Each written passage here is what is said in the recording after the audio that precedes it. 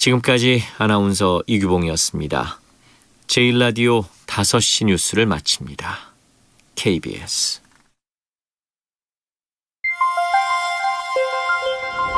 대한민국 중심 채널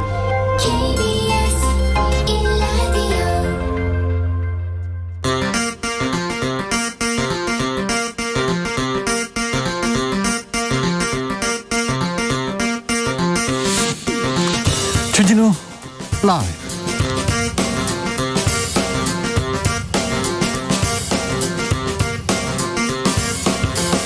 (2021년 7월 5일) 월요일입니다. 안녕하십니까, 주진우입니다.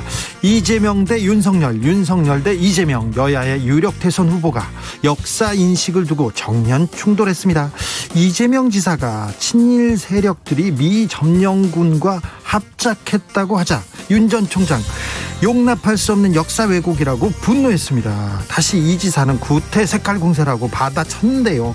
미 점령군 발언 정치권에서 번져 나가고 있습니다. 역사학자들은 어떻게 보고 있을까요?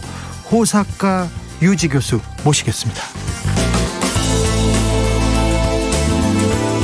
중산층 70% 시대를 열겠다. 이낙연 전 더불어민주당 대표가 대선 출마를 공식 선언했습니다. 김대중, 노무현, 문재인 대통령은 나에게 학교였다. 좋은 철학은 계승하겠다고 했습니다. 한편 정세균 전 총리는 이광재 의원과 단일화를 마치고 필승연대를 구축했습니다. 이낙연 후보의 필연 캠프, 정세균 후보의 필승연대, 어디가 더 셀지 정치적 온의 시점에서 이야기 나눠보겠습니다. 100억 원대 사기 사건으로 구속된 수산업자가 있습니다. 이 수산업자가 경찰, 검찰, 언론 관계자들한테 골프채, 차량도, 고급 시계도, 금품을 줬다고 진술하면서 논란 커져만 가고 있습니다. 그런데 이 사기성 농후한 수산업자는 정치인들을, 검찰을, 총경을, 그리고 언론인들을 어떻게 만나서 어떻게 관계를 맺었던 걸까요? 김은지 기자와 함께 자세히 파헤쳐보겠습니다. 나비처럼 날아 벌처럼 쏜다. 여기는 주진우 라이브입니다.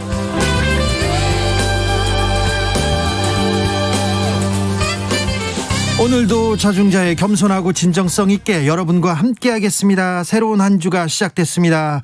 내일부터 아주 중요한 조사가 시작됩니다. 저는 잘 모르겠어요. 그런데 중요하다고 합니다. 제가 조금 중요하게 생각해야 된다고 자주 듣는 이야기입니다. 주진우 라이브 얼마나 잘 듣고 계신지 혹시 전화가 걸려오면 꼭 말씀해 주셔야 됩니다. 02로 전화가 오지 않습니까? 그러면은 KBS 1라디오 5시 5분 주진우 라이브 이렇게 말씀하시면 보이스피싱에도 특효약이라는 거 다시 한번 말씀드리겠습니다. 7480님께서 주말 내내 뉴스가 쏟아지는데요. 주 라이브만 기다렸습니다. 네, 저도 기다렸습니다. 여러분께 좋은 뉴스로, 그리고 선물 가지고 준비하겠습니다. 잘 보답하겠습니다. 오늘부터 여러분께 선물 드립니다. 본방사수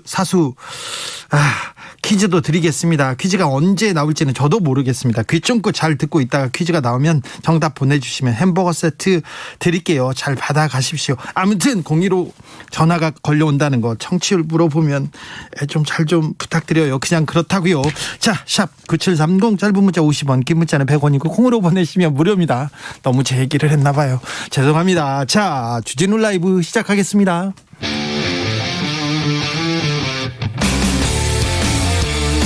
탐사보도 외길 인생 20년. 주 기자가 제일 싫어하는 것은?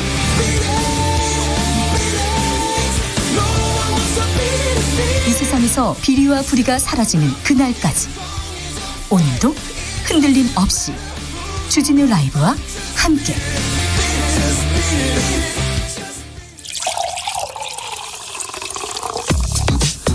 진짜 중요한 뉴스만 쭉 뽑아냈습니다. 주 라이브가 뽑은 오늘의 뉴스 주스.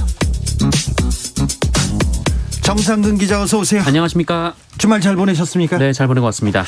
코로나 확진자가 줄지 않습니다. 월요일인데도 많이 나와요. 네, 오늘 0시 기준 코로나19 신규 확진자 수가 711명이나 나왔습니다.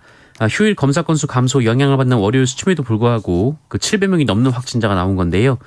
이 지난주 월요일이 확진자가 501명이었고 그 전주는 300명대였으니까 정말 빠른 속도로 확진자가 늘어나고 있습니다. 최근 일주일간 이 코로나19 국내 발생 확진자는 하루 평균 655명으로 지난주보다 무려 33.2%나 증가했고요. 많이 늘었습니다. 네, 이 중에 80%인 하루 평균 530여 명이 이 수도권에서 발생하고 있습니다.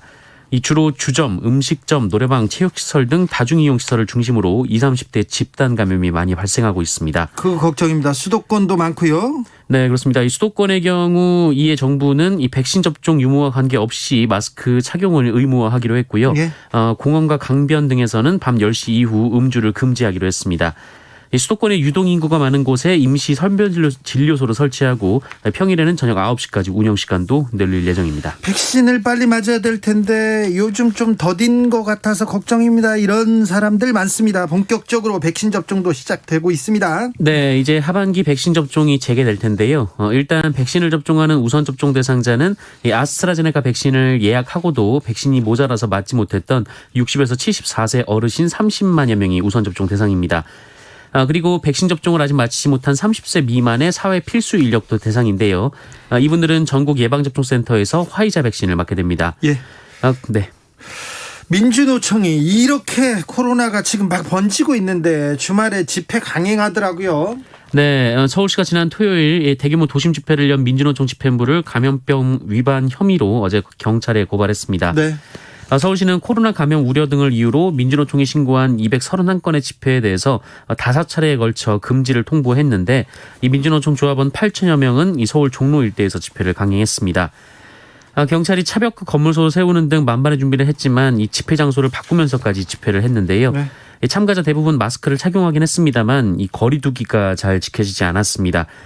이에 경찰은 집회 주최자 등 6명을 집회 및 시위에 관한 법률, 감염병 예방법 위반, 일반 교통방해 혐의 등으로 입건해서 곧바로 1차 출석 요구를 했다고 밝혔습니다. 집회가 뭡니까? 모이는 거 아닙니까? 모여서 외치는 거 아닙니까? 그래서 거리 두기가 잘 지켜질 수가 없어요, 아예.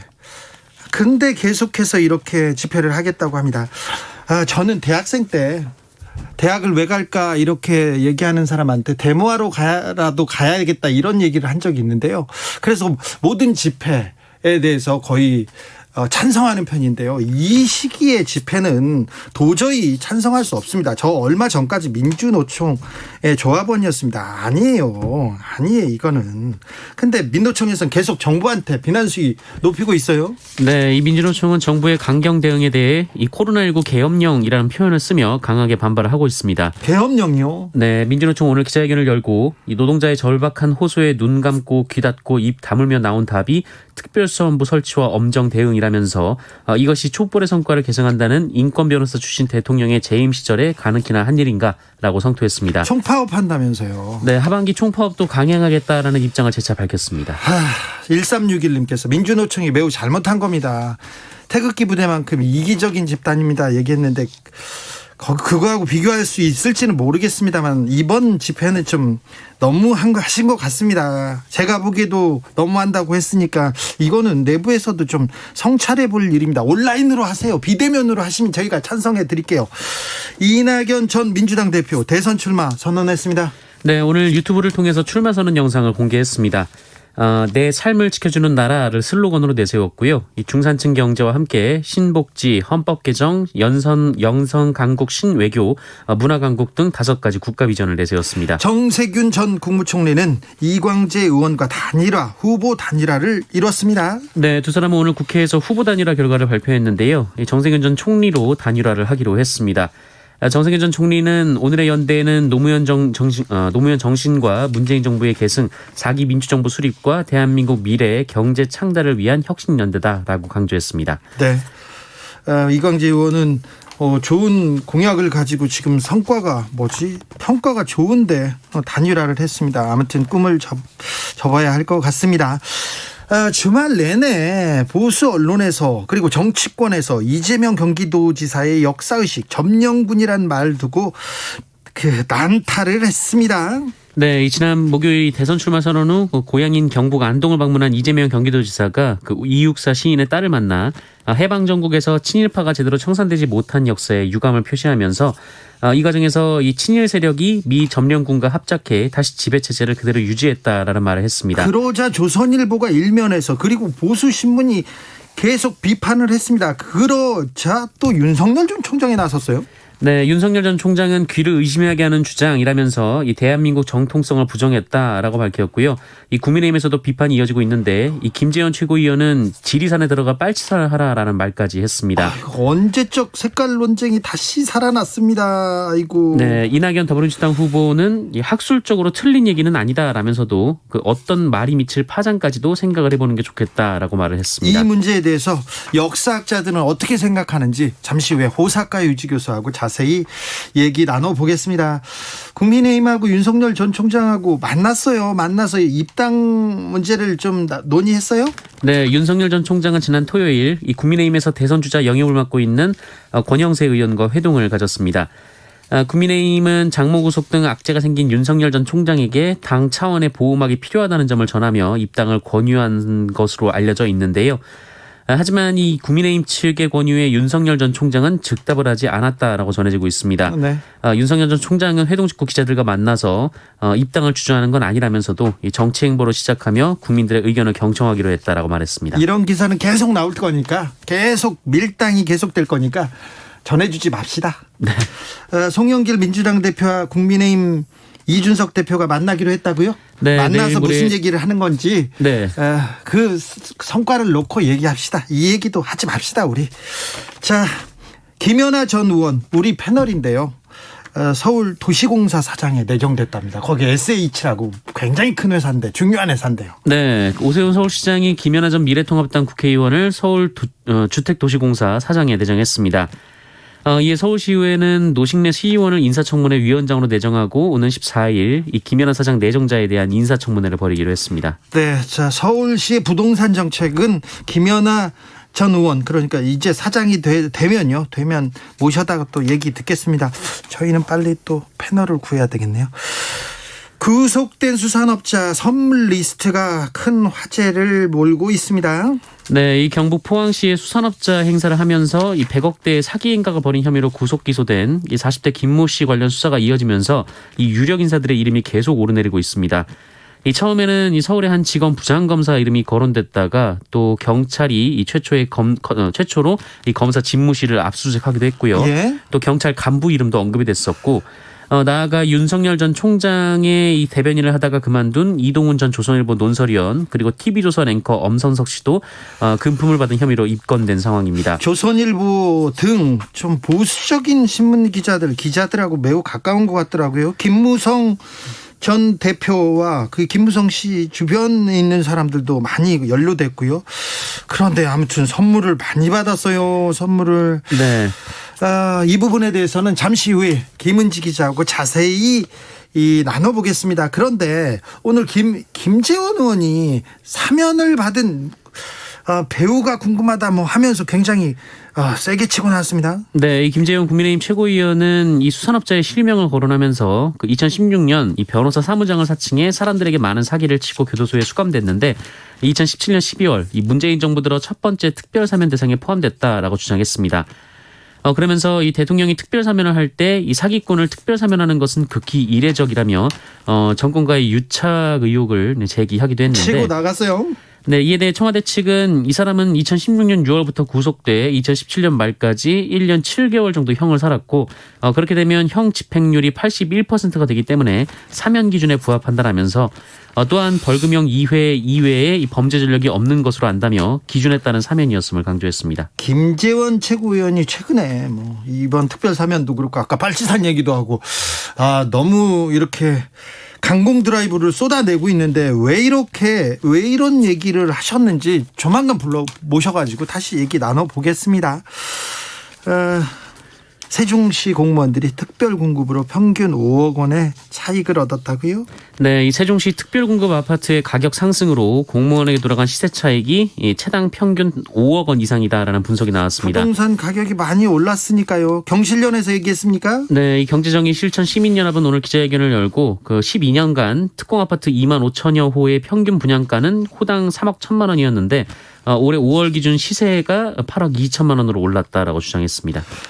특공제도는 결국 폐지됐습니다. 네, 이 세종시 이전기관 공무원을 대상으로 한 아파트 특별공급제도 폐지가 확정됐습니다. 국토부는 이 같은 내용을 담은 주택공급에 관한 규칙 일부 개정령을 공포하고 관보에 게시했습니다. 국토부는 그 국가 균형 발전과 이전기관 종사자의 주거 안정을 위해 특공제도가 도입이 됐지만 도입 취지는 굉장히 좀 괜찮았다고 보는데요. 그런데 이제 뭐 그 효과가 다했다고 보는 것 같습니다. 네, 이미 뭐 정주 여건이 개선됐기 때문에 이 도입 목적이 상당 부분 달성됐다라고 밝혔습니다. 예. 동급생을 물고문하고 나체 촬영한 고등학생이 있습니다. 구속됐습니다. 이 고등학생이 동급생에게 돈을 빼앗기 위해서 나체 사진 촬영은 물론 이 물고문까지 자행한 사실이 밝혀져서 충격을 주고 있습니다. 이 고교생은 온라인 불법 도박 자금을 마련하기 위해서 이 같은 범행을 저질렀다고 하는데요. 경기 평택경찰서는 동급생에게 돈을 빼앗고 이 돈을 더 내놓으라며 모텔로 데려가 물고문을 한 혐의 등으로 17살 A군을 구속했습니다. 경찰 조사에서 A군은 장난으로 그랬다라고 진술을 했다고 하는데요. 이 A군이 B군으로부터 갈취한 금액이 무려 800만 원 상당이었던 것으로 전해지고 있습니다. 그리고 협박하는 과정에서 나체 사진을 촬영해 그 SNS 메신저로 유포를 하기도 했다고 합니다. 장난으로 그랬는지는 모르겠으나 너무 죄질이 나쁩니다. 구속해야 마땅하다고 봅니다. 주택가 한복판에서 불법 성매매를 벌이던 일당이 있네요. 네, 서울 서초경찰서는 지난 토요일 오후 2시 40분쯤 이 반포동 한 상가주택 지하에서 불법 성매매 업소를 운영한 50대 업주 A씨 등 4명을 성매매 알선 등 행위에 관한 법률 위반 혐의로 검거했다고 밝혔습니다. 경찰은 함께 있었던 여성 접객원 5명과 손님 5명 등도 이 감염병 예방법 위반으로 관할구청에 통보할 예정이고요. 해당 업소가 사업자 등록이 돼 있지 않은 것으로 보고 세무서에 과세 자료를 통보할 계획입니다. 이들은 가정집 지하실을 개조해서 객실 13개를 설치한 후 이 성인 사이트 등을 통해 사전 예약을 받아 업소를 운영한 것으로 조사됐습니다. 다만 현장에서 실제 성매매가 이뤄진 증거는 확인되지 못해서 업소를 찾았던 손님들은 성매매 혐의로 입건하지 못했습니다. 코로나 시대에 별 사람들이 다 있네요. 빨리 잡아드려야 되는데. 주스 정상근 기자와 함께했습니다. 감사합니다. 고맙습니다. 8888님께서 이재명 지사의 얘기가 중요하면서도 정확한 사실인데 반발하는 사람들은 친일파 청산이 제대로 되었다는 인식인 건지 궁금합니다. 올바른 역사적 사건들에 대해서 사실들에 대해서 인식도 관심도 없으면서 말꼬리나 잡아보려는 의도가 너무 보여서 안타깝습니다. 얘기합니다. 0648님은 윤 전 총장 무슨 보안관 장고도 아니고 장고가 기네요. 네, 장고가 더 길어질 것 같습니다. 5476님께서는 월요일만 되면 없던 50견이 생기는데 주라이브 들으면서 싹 났어요. 청취율 조사도 꼭 저한테 전화 왔으면 좋겠어요. 큰 소리로 주라이브 외칠 수 있는데 이 5476님한테 전화를 해야 되는데 참. 1472님 주 기자님 어떤 불의에도 약한 모습 보이지 않았는데 그러면 제가 권력에도 당당히 맞섰죠. 청취율에는 약한 모습, 참 생활인 모습. 좀 약합니다. 네.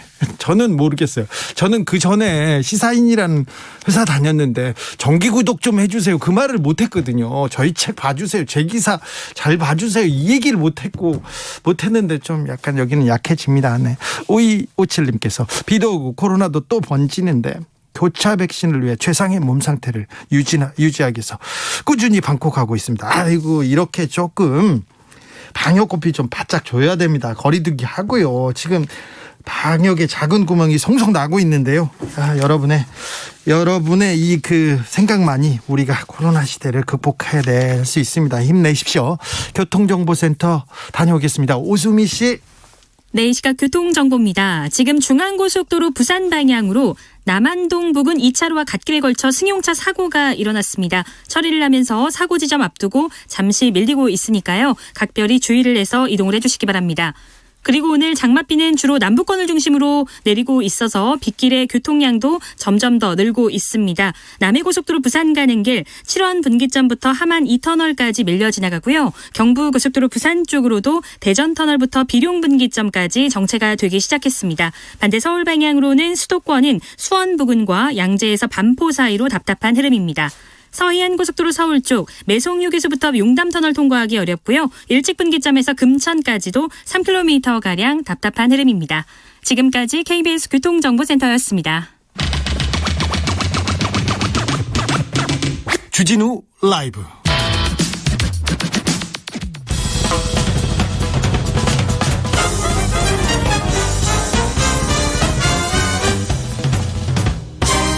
훅 인터뷰. 모두를 위한, 모두를 향한, 모두의 궁금증 훅 인터뷰.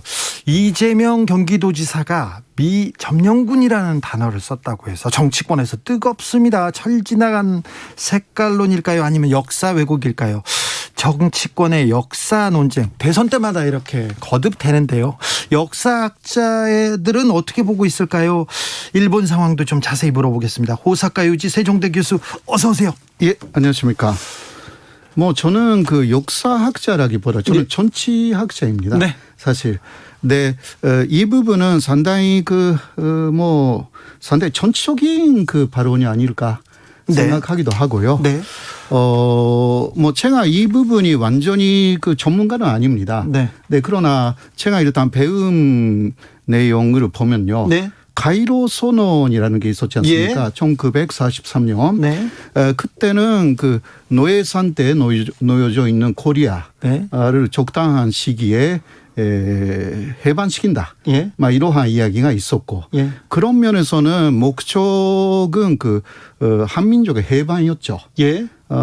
그러나 일본군이 들어와 있기 때문에 네. 당시 미국하고 소련이 이러한 38선 부근에서 그 이 부근, 그러니까 일본군은 소련군에 항복해야 되고, 네. 그리고 38선 네. 이하는 그 미군의 일본군은 뭐 점령당해야 되고, 예. 이런 이야기가 있었어요. 예. 그렇기 때문에 일본군에 대해서는 점령군이었다. 네.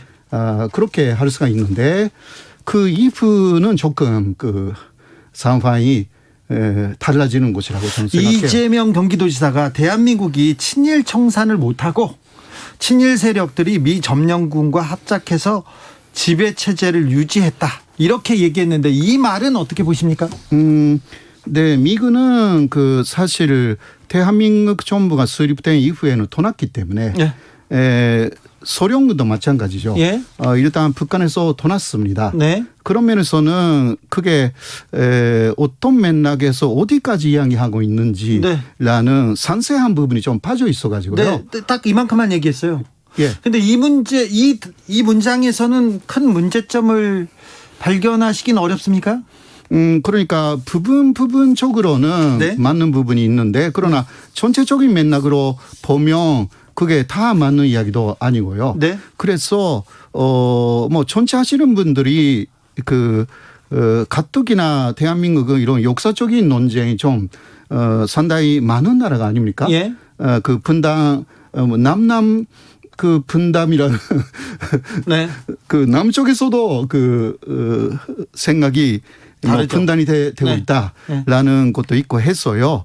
조금 그 혹시 이야기를 할 때는 상세하게 이야기를 해야 된다. 네. 저는 그렇게 생각합니다. 네, 정치 딱 뭐 한마디로 하면요, 이게 다 오해 소지가 된다고 저는 생각합니다. 이 단어가, 이 문장이 대한민국의 정통성을 부정하는 말입니까? 그러니까 대한민국은 대한민국 정부가 수립된 이후에는 미군이 없었습니다. 네. 그러니까 점령군이라는 거 하기가 좀 어렵죠. 그리고 또 친일 세력이라고 하지만 친일 세력은 남아 있었죠. 네. 확실하게. 네, 친일파 청산은 못했고요. 예, 못했어요. 네, 그러나 그 이스만 정권만으로 보면 일본하고 엄청나게 사이가 안 좋았고요. 네. 그러니까 이스만 정권을 볼 때 친일 정권이라고 하기는 어렵습니다. 그렇습니까? 예. 네. 그러나 이스만 정권의 친일 세력이 엄청나게 남아 있었다는 것은 사실이죠. 사실이죠. 예. 하지님께서 점령군을 점령군이라고 해야지 그럼 구세주라고 불러야 되나요? 얘기하는데, 점령군이라는 단어, 이 단어 때문에 그런 것 같은데 역사적인 맥락에서 어떤 의미로 해석해야 됩니까? 그러니까 이게 저는 그 역사학자가 아니기 때문에 그런 그 점령 그 역사적인 맥락에서 역사적인 그 어떤 뭐라고 할까 그 총의로 뭐라고 해야 되는가라기보다 그 뭐 역사적인 진실로 처음은 소련군도 미군도요 점령하러 왔습니다. 네. 그러나 그 이후는 신탁돈치 정책으로 갔지 않았습니까? 예. 신탁돈치를 하면서 그 다음에 코리아를 해방시킨다 이렇게 되어 있었거든요. 네. 그러니까 시작은 일본군을 완전히 점령하기 위해서 들어왔지만 이후는 코리아 해방이 목적이었기 때문에 네. 이 점령군이라는 말 자체를 몇 년도 가지 말하느냐라는 예. 부분이 핵심이라고 생각해요. 네. 예. 자, 한국에서 오래 사셨고요. 네. 대선 기간만 되면요. 정치권에서 논쟁이 시작됩니다. 네. 근데 역사적 사실과는 전혀 별개로 색깔론으로 가잖아요. 예. 결국 너 북한으로 가라. 너 빨치산해라. 이렇게 가는데 이런 상황 어떻게 보고 계십니까? 그거는 상당히 불행한 이야기가 아닐까. 그리고 매년 대한민국도 바뀌고 있습니다. 네. 사실 역사적인 부분이 진실이었다, 왜곡이었다라는 부분들이 물론 있기는 하지만 뭐라 할까 매년 예를 들면 6.25를 중심으로도 그 이전에 독립투사였던 사람이 네. 또 신분이 바뀌었던 사례도 많이 있지 않습니까? 네. 그러니까 매년 혹은 매일 역사는 그리고 역사에 대한 관점은 바뀌는 것이기 때문에요. 네. 너무 옛날에라고도 할 수는 없지만 한 시기만 갖다가 이념화시키는 것은 상당히 위험성이 있다. 저는 그렇게 볼 수밖에 없죠. 네. 제 말이 또 전적인 이야기를 할 생각은 전혀 없고요. 네. 근데 그러나 그놈이 이쪽이었네라든가 네. 그런 식으로 또 색깔론도로 가면 좀 곤란하고요. 네네. 저는 역사적인 극히 이를 시기를 전체적으로 해석하는 거. 전체적인 시기로 그러니까 1년, 2년의 기간을 70년의 역사로 확대 해석하는 것도 좀 그렇고. 그렇죠. 예, 그런 것은 좀 왜곡이라고 생각해요. 그렇죠. 예. 확대 해석은 왜곡이기도 합니다. 그러니까 말을 했을 때 어떤 사람이 말을 했을 때 말이 부족할 수가 있어요. 네. 예, 충분히. 네. 네, 그러나 그 말을 갖다가 이거 전체적인 그런 식으로 역사를 매도하고 있다는 식으로 또 해석하는 것도 문제가 있고. 네, 문제가 있죠. 또 말하는 사람도 조심해야 되고요. 조심해야 되고요. 예. 알겠습니다. 7817님께서 문서에 점령이라는 말이 있더라도 유력 대권 주자라면 말의 경중을 좀 따져서 좀 유의했으면 하는 아쉬움이 있네요. 친일도 마찬가지로 당시를 치열하게 사셨던 분들 어디까지 친일이고 방임이며 반민족주의자인지 확실하게 선을 그을 수 있나요? 이렇게 합니다. 또 그렇다고 해서 북한으로 가라 빨치산이다 이렇게 얘기하는 거는 좀 이게 왜곡을 넘어서 너무 좀 그런 것은 좀 그것도 더 그거는 싸우자 그런 이야기이기 때문에 그렇죠. 그렇지 않고 자, 이 부분에 대해서 좀 더 이야기를 계속 하자. 네. 그러면 괜찮은데 네. 그렇지 않고 너는 그런 역사 인식이니까 이게 대한민국에 있을 필요가 없다. 이런 식으로 하면 또 이게 또 싸움의 시작이고요. 네. 새로운 분단의 대립의 시작이기 때문에 대한민국의 입장에서 좋은 게 하나도 없습니다. 네. 예, 그렇게 생각합니다. 귀한 한국인으로서 이렇게 반복되는 역사적인 논쟁, 역사 인식 논쟁이죠. 어떻게 좀 발전적으로 이렇게 바꿀 수 없을까요? 어렵다 이 문제는요. 그죠? 예. 이거 쉬운 이야기가 아니죠. 그러나 아까도 좀 이야기했지만 이스만 정권을 보는 시각도 전체적으로 좀 봐야 된다고 네. 저 생각해요. 예. 이스만 정권은 예를 들면 독도 문제에 있어서는 상당히 반일적이었어요. 네. 독도를 한국 영토로 만들어버린 게 이스만 평화선으로 이스만 대통령이었거든요. 네. 사실. 그러나 그렇게 하면서도 행정 조직으로서의 일제강점기에 행정 관료를 했던 사람들을 그대로 쓰거나 그런 것은 있었잖아요. 네. 여러 가지 이중선, 삼중선이 있었기 때문에 너무 하나의 눈으로 그것을 100% 그렇다는 식으로 말하면 들린다라고 저는 생각해요. 친일 정권이라고 이렇게 규정하지 말고 어떤 부분은 친일이고 어떤 예. 부분은 반일이고 그랬다 이런 얘기시죠. 그게 그 사실이기 때문에 제가 네. 또 독도 영어를 하니까 그때 뭐 저는 이승만 대통령이 뭐 좋은 대통령이었다고 생각하지 않습니다. 네. 정확하게 예. 말하면 그래도 독도 부분에 있어서는 독도 지켰어요. 아, 예. 그건 사실이에요. 네, 알겠습니다. 다른 문제로 좀 넘어가 볼까요? 교수님, 예. 라디오 무슨 라디오 들으세요?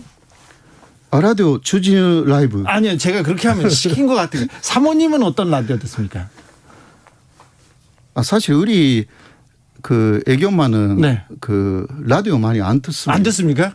예. 제 라디오 안 듣습니까? 아니 주진우 기자는 아주 좋아하고요. 네. 그 라디오가 아니라 유튜브를 네, 보고 있습니다. 제 예. 주진우 라이브 유튜브를 예, 유튜브를. 알겠습니다. 예. 시킨 거 아닙니다, 저거. 이게 그냥 돌발진 부분인데 이렇게 얘기해가지고 제가 지금 송구스럽습니다.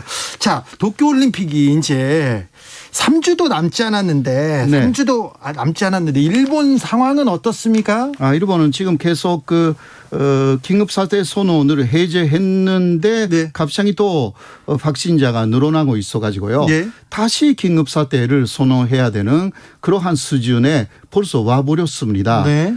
그리고 해외에서 또 올림픽 선수단이 조금씩 들어옵니다. 네. 그 합숙 훈련을 하기 위해서. 네. 그런데 우간다도 그렇고요. 세르비아에서도 들어왔는데 확진자가 네. 나온 거죠. 벌써. 네. 그 선수단 중에서.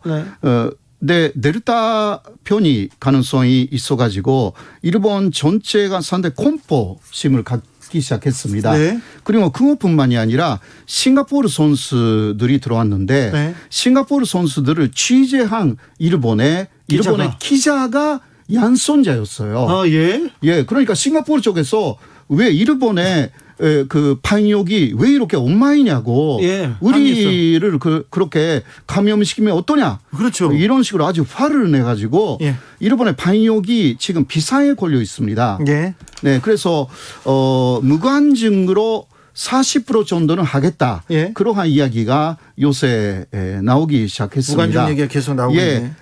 개회식, 폐막식도 무관중으로 하겠다. 네. 그거는 우리는 좋죠. 왜냐하면 우기르기를 보지 않아도 되는 시합들이 40%나 됩니다. 특히 축구, 예. 야구. 예. 그거는 밤 9시 이후에 다 한다고 합니다. 예.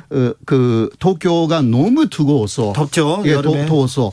그래서 밤에 하는 경기는 다 무관중을 하겠다로 가니까 특히 그 한일전에서 우기르기 들고 나올 것 같은 일본 의원단들도 이제 무관중이니까 네. 들어가지 못합니다. 네. 예, 그런 면에서는 그 계속 한국에 원하는 대로 가는 곳이 아닌가. 네. 어떤 면에서는 그렇게 좀 기대가 됩니다. 우길기를 보지 않는다. 여기까지는 또 생각을 못했습니다. 또 호사카 유지 교수님이 또 깊어가지고 여기까지 얘기했는데 수출 규제. 한국의 반도체 소재 수출 규제를 단행한 게 벌써 2년입니다. 네. 일본에서 다양한 얘기가 좀 나오고 있죠, 지금? 네, 맞습니다. 그래서 그 삼소재에 대해서는 예. 그 플라스소는 네. 그 고이 한국이 국산화에 완전히 성공해가지고 네. 일본 쪽에서 수출하는 것이 거의 10% 정도밖에 되지 않게 됐다. 네. 그러니까 완전히 한국이 그것은 성공했다. 극복해냈습니다. 예. 그러나 그 나머지 특혜 소재는 아직 그 일본 쪽에 위조하고 있는 것이 아닌가. 네. 막 그런 이야기도 나와 있지만 그래도 나머지 특혜 소재도 그 아무래도 일본 쪽에서 사야 되는데 수출 규제가 걸리니까 일본의 기업들이 한국에 그 많이 치사를 만들었습니다. 네네. 공장을. 네. 그런 식으로 하지 않으면 일본이 손해가 되니까. 네. 그런 면에서는 그 일본의 수출 규제 자체는 대단히 잘못된 내용이었다. 특히 아사히신문의 사설에서는 그렇게 나왔습니다. 근데 2년 전에는 노노 재팬 운동도 하고 일본도 안 가. 네. 일본 제품 불매할 거야 얘기했는데 그렇다고 해서 일본의 무역 수지가 줄어들진 않아요. 그러니까 한국에 대해서 계속 지금 이익을 보고 장사를 잘 하고 있어요. 예, 그러니까 그 한국의 대일본 견사수지 적자는 네. 사실 지금도 늘어나고 있는 상황이 있습니다. 네. 그래서 일본에서는 한국은 일본의 의존도가 그렇게 줄어들지 않았다 이런 이야기도 하고 있지만 그러나 뭐 그렇지 않은 부분들 예를 들어 맥주라든가 네. 이런 것은 역시 예전에 10% 정도의 수준밖에 안 됩니다. 네. 한때는 0.005% 네. 망 사게 됐는데요. 네. 노재팬으로. 네. 그러나 그런 시기는 조금 지났고 지금은 그래도 예전에 10% 정도의 수준. 네. 맥주만 봐도 완전히 일본 위존이라는 부분은 좀 넘었거든요. 네, 사라진 것 같습니다. 예, 왜냐하면 맛있는 맥주가 한국에서 많이 개발됐습니다. 그래요? 예, 한국 내에서 여러 곳에서 그 지방의 맥주를 만들 수 있게 정부가 교수님은 했기 때문에. 어느 맥주를 좋아하세요? 저는 아직은 한국의 거기 이거 산표를 말하면 안 되는 아, 그래요? 것이기 네. 때문에 교수님은 괜찮은데. 네. 그 이후에 네. 그래서 만들어진 맥주를 좋아합니까? 노재팬 이후에 만들어진 맥주들 중에서 맛있는 게 있습니다. 아, 그래요. 알겠습니다. 예. 나중에 알려주시고요. 어제 도쿄도의회 선거가 있었는데 스가 정권 예. 괜찮습니까? 정치적 상황이 어떻습니까? 스가 정권에서는 공명당하고 합해서 과반수를 넘을 것이라고 예상하고 있었는데 과반수 넘지 못했습니다. 이번에 도쿄도의원 선거에 일단 어떤 식으로 의원들이 뽑혔냐라는 것을 보면 대충 올림픽에 반대한 전당이 있습니다. 예. 그 전당이 거의 60% 정도가 차지했고요. 아, 그래요? 예, 올림픽 개최 반대한 그러니까 입헌민주당이라든가 뭐 몇 개 있습니다. 네. 그쪽이 사실은 이긴 거죠. 예. 자민당하고 공명당이 완전히 이긴다고 생각하고 있었는데 그런 생각을 말하면 완전 참패한 것입니다. 이번에요.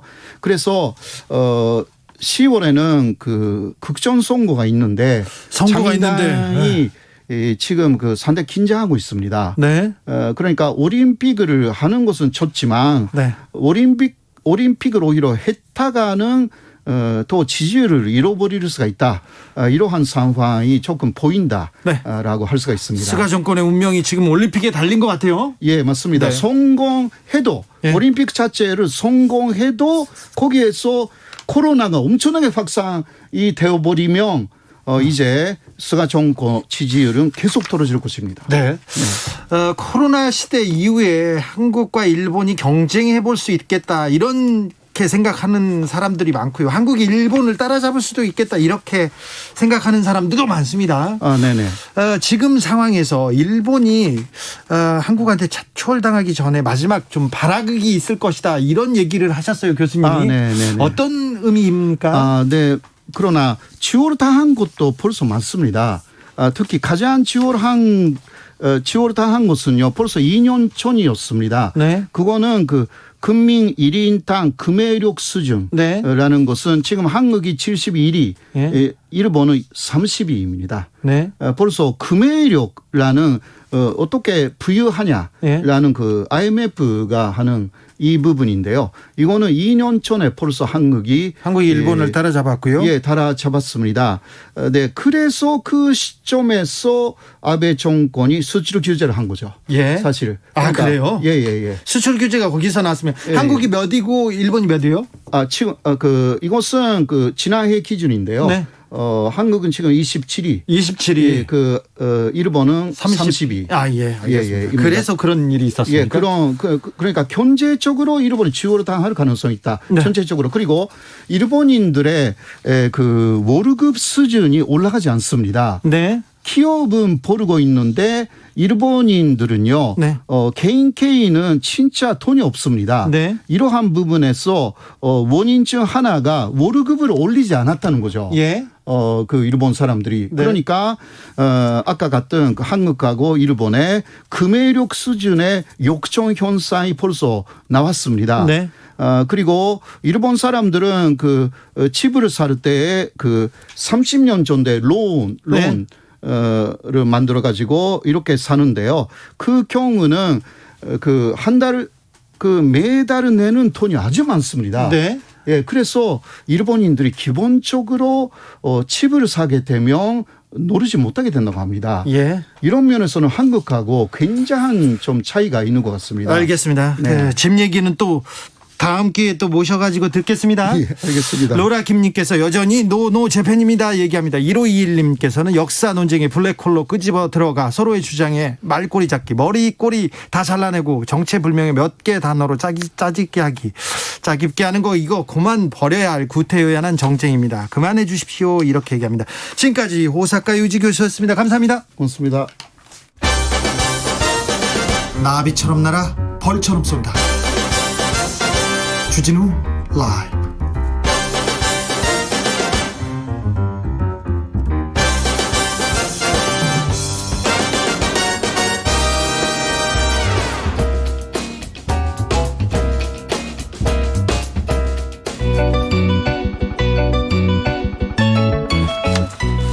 한창 날카롭다, 한결 정확하다, 한편 세심하다, 밖에서 보는 내밀한 분석, 정치적 원의 시점. 오늘의 정치권 상황 원회에서 더 내밀하게 더 정확하게 분석해드리겠습니다. 최민희 전 더불어민주당 의원 어서 오세요. 안녕하세요. 불굴의 희망 최민희입니다. 오늘의 특별 원외 인사는 김용남 전 자유한국당 의원입니다. 어서 오십시오. 예, 안녕하세요. 김용남입니다. 네.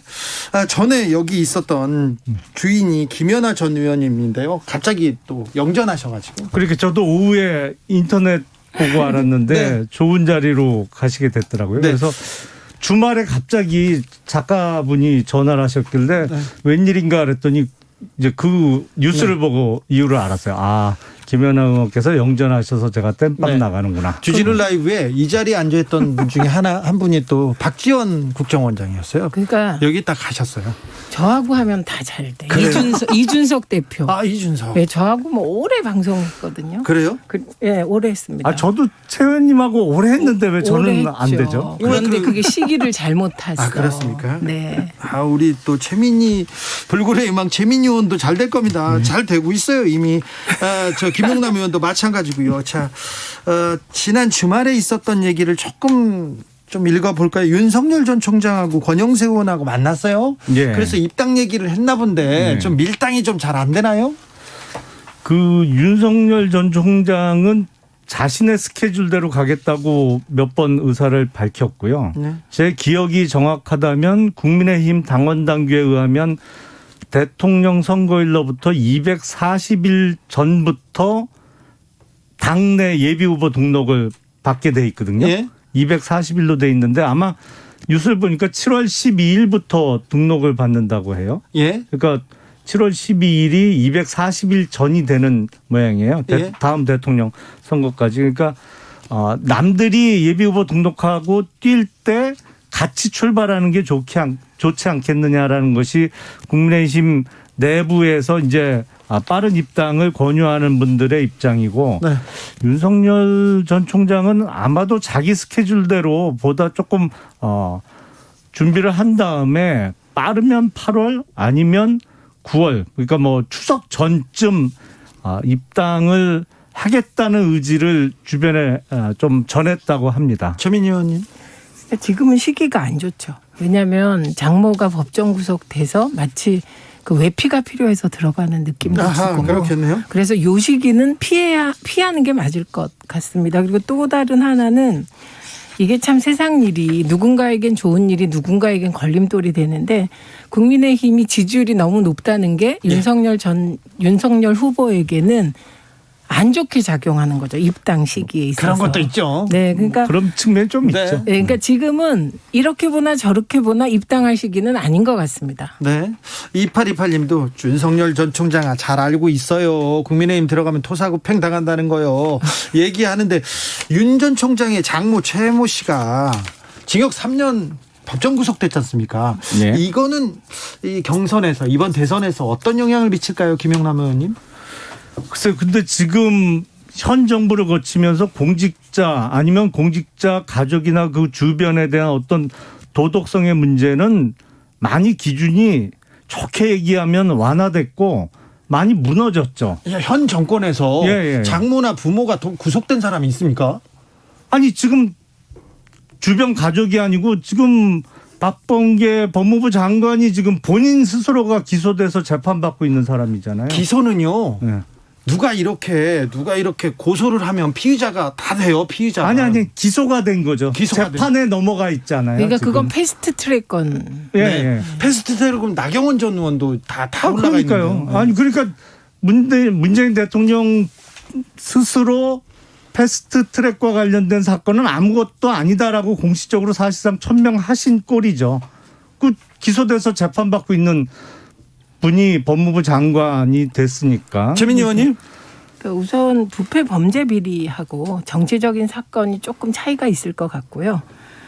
그리고 저는 오히려 이 장모 건은 궁금한 게 장모와 경제적으로 어떤 관계를 맺고 있냐가 핵심이라고 봐요. 앞으로 그 얘기가 계속 나오겠죠. 그러니까 왜냐하면 지난번에 왜 윤 후보가 2억밖에 없다 이렇게 재산 신고가 됐잖아요. 네. 그런데 얼마 전에 언론 보도를 보니까 사무실 보증금이 1억 5천이고 예. 그다음에 한 달에 2천만 원 정도가 들더라고요. 월세와 등등. 네. 그러면 이 2억은 2달 만에 다 쓰는 건데 그럼 기타 경비도 들 텐데 나머지 비용은 누가 될 것이냐. 이건 이제 받을 수가 없잖아요. 지금 등록을 안 했으니까. 후보 등록 안 하셨거든요. 아직은. 대권 선언만 하고. 이렇게 볼 때 결국은 아내 돈을 쓰지 않을까 추측을 사람들이 하는데 그 아내 돈이 그 어디서 나왔냐. 50몇 억 저금 있고 70억 정도 되는 거죠. 아니 거기 부부 사이가 그렇게 좋대요? 아니 그러니까 그렇지 않을 것 같은데. 그게 아내 돈이 아니면 아니 보통 제 경험에 비추어 볼 때도 제가 출마한다 그러면 네. 와이프는 적극 말리는 입장이고 그러면 만약에 제가 선거에 출마했는데 와이프 돈을 갖다 쓴다? 아니 그거 허락 안 그러면 해줄 것 아내 같은데. 돈이 아니면 더 문제가 되고 출처가. 그렇죠. 네, 그래서 빌렸겠죠, 저는 뭐. 저는 제가 주장하는 바는 이게 아니라 홍준표 의원이 얘기했듯이 대권 선언한 사람들은 전부 재산 검증부터 시작하자. 이게 맞는 것 같습니다. 뭐 그 말은 일리가 있어요, 김영남 의원님? 검증은 다 이루어지죠. 네. 대통령 선거 같이 큰 선거는 더군다나 후보 본인이나 주변에 대한 검증이 여타 선거보다 훨씬 철저하게 이루어질 수밖에 없죠. 네. 그래서 계속 이 얘기는 계속 나올 것 같습니다. 재산 검증, 장모의 돈, 부인의 돈이 이제 윤 전 총장한테 얼마나 왔는지 이 얘기도 또 나올 것 같고요. 참. 그런데요, 지난 주말부터는 이 점령군 발언에 아주 뜨겁습니다. 다시 색깔론도 나오고 그러는데 이 이재명 지사의 발언 어떻게 보셨습니까? 김영남 의원님?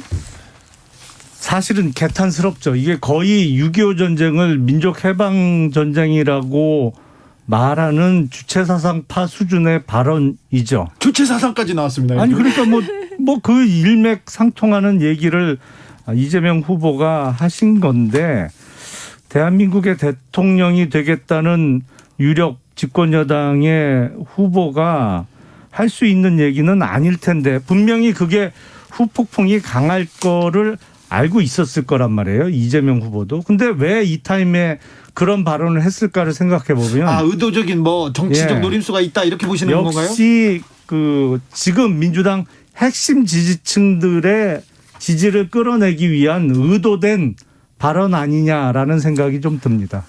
우선 이 말을 한 장소가 264 기념관이에요. 예. 근데 그걸 계산했다면 그건 뭐 이재명 후보는 대통령 깜이네요. 그걸 예측했다면. 근데 전 그렇게 안 보여요. 안 보이고 264 기념관에 가서 우리의 불행했던 역사를 얘기하면서 이게 미점령군과 청산되지 않은 친일 세력이 국가의 중요한 지배계층이 됐다. 그러다 보니 독립운동가 후손들은 이렇게 어렵게 돼서 264도 제대로 평가받지도 못했다. 이게 쭉 이어지는 얘기였거든요. 예. 그래서 그건 아니고 일단 저는 윤석열 그 후보의 그 대응이 너무 이상해요. 이게 사실 그때 미군도 점령군이고 소련도 점령군 맞거든요. 둘 다 점령군이었어요. 우리에 대한 점령군이 아니라 당시 우리는 일본 식민 지배를 받고 있었기 때문에 일본 식민지에 대한 점령한 거 맞고요. 나누어서. 네. 그런데 이거에 대해서 갑자기 주한미군을 들고 나와서 깜짝 놀란 거예요. 왜냐하면 주한미군은 1948년에 우리나라도 군대가 창설되잖아요. 그리고 6.25가 터지면서 우리나라가 합법 정부로서 미국과 한미 상호 방위 조약에 따라 주한미군이 들어오게 된 거기 때문에 그 주한미군과 점령군은 완전히 다른 거라 그 부분에 대한 역사적 사실은 좀 확인을 드리고 싶어요. 그런데 윤석열 전 총장이 이걸로 막 색깔 공세를 하는 부분은 이 부분은 저는 이건 혹시 장모 사건 등으로 추락하는 지지율에 대한 방어 기제가 작동한 건가? 이렇게 의심을 좀 했습니다. 그건 색깔론이 아니죠. 사실은 유력 후보에 대한 역사 인식의 어떤 문제에 대해서는 얼마든지 지적을 할 수 있는 거고, 근데 이게 참 옛날 같으면 지금보다 훨씬 큰 소위 난리가 났어야 되는 발언인데 이게 문재인 정부 거치면서 이런 발언도 많이 약화됐어요. 왜냐하면 문재인 대통령도 이런 유의 발언들을 많이 하셨거든요. 김영남 의원님. 친일 세력이 지배 체제에 들어와서 유지한 건 맞죠? 아, 그거는 그렇게 볼 수는 없죠. 그럼 그것도 예. 그럴 수 없습니까? 예. 아니, 그렇게 세력이, 따지면 예. 김일성의 바로 밑에 동생 김성주가 일본군 헌병 출신인데, 아니 그러면 북한은 완전히 당시 이승만 정부보다 훨씬 친일적인 정부가 수립된 거죠.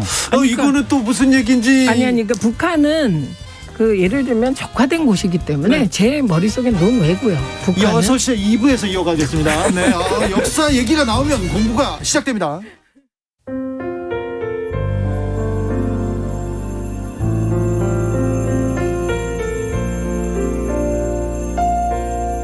KBS 라디오 연중기획 희망충전 대한민국 437번째 이야기.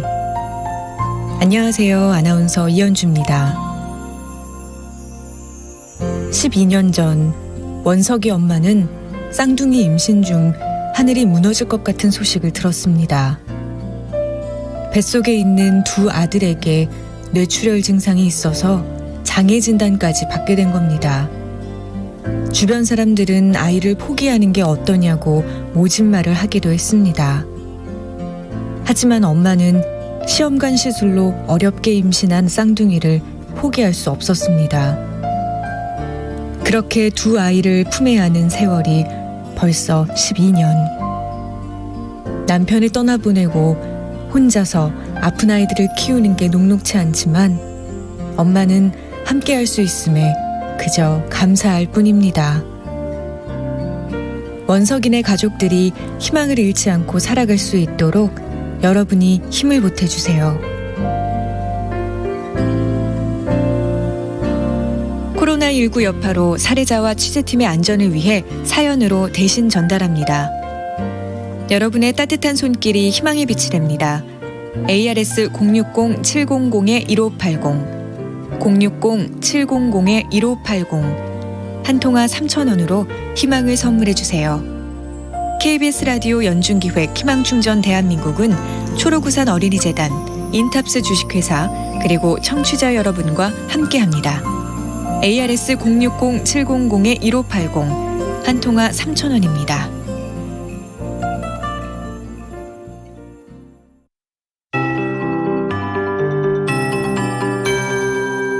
KBS 58분 날씨. 오늘과 내일 사이에는 주로 충청권 남부와 남부지방을 중심으로 강하게 비가 집중될 것으로 예상됩니다. 지금 호우특보는 흑산도 홍도에 호우경보가 내려져 있고요. 오늘 밤부터 내일 새벽 사이에 충청도 남부지역과 남부지방을 중심으로 호우특보가 점차 확대 발효될 가능성이 높습니다. 경상북도 북부지역을 제외한 남부지방의 경우 내일까지 100에서 200mm, 많은 곳은 무려 300mm 이상의 아주 많은 비를 내다보고 있고요. 충청권 남부나 경상북도 북부 지역은 50에서 100mm, 충청권 북부, 제주 산지는 30에서 80, 제주도와 강원 남부 지역, 울릉도 독도는 5에서 20mm 정도를 내다보고 있습니다. 그 밖의 지역은 오늘과 내일 빗방울 정도라고 예상하시면 되겠습니다. 강한 비는 시간당 강우량이 50mm, 곳에 따라 80mm가 넘는 아주 강한 비가 될 거라서 각별히 주의를 하시는 것이 좋겠습니다. 바람은 내일 새벽부터 낮 사이에 경남권 해안 지역과 남부지방을 중심으로 중심으로 강하게 불겠고요. 돌풍이 예상되고 있습니다. 내일 아침 최저 기온은 서울 21도를 비롯해 전국은 19도에서 24도의 분포가 예상되고 낮 최고 기온은 서울은 31도, 춘천은 이보다 조금 더 높은 32도, 이 밖에 대전, 울산 28도, 광주와 부산은 26도가 예상됩니다. 지금 서울 기온은 26도, 습도 70%입니다. 윤지수입니다.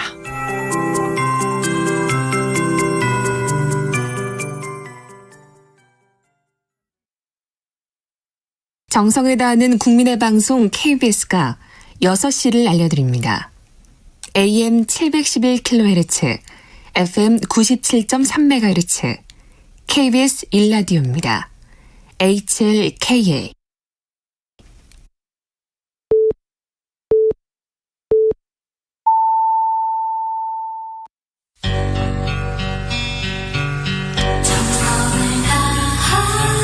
정성을 다하는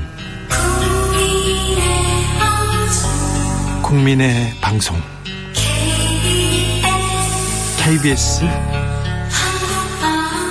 주진우 라이브. 그냥 그렇다고요.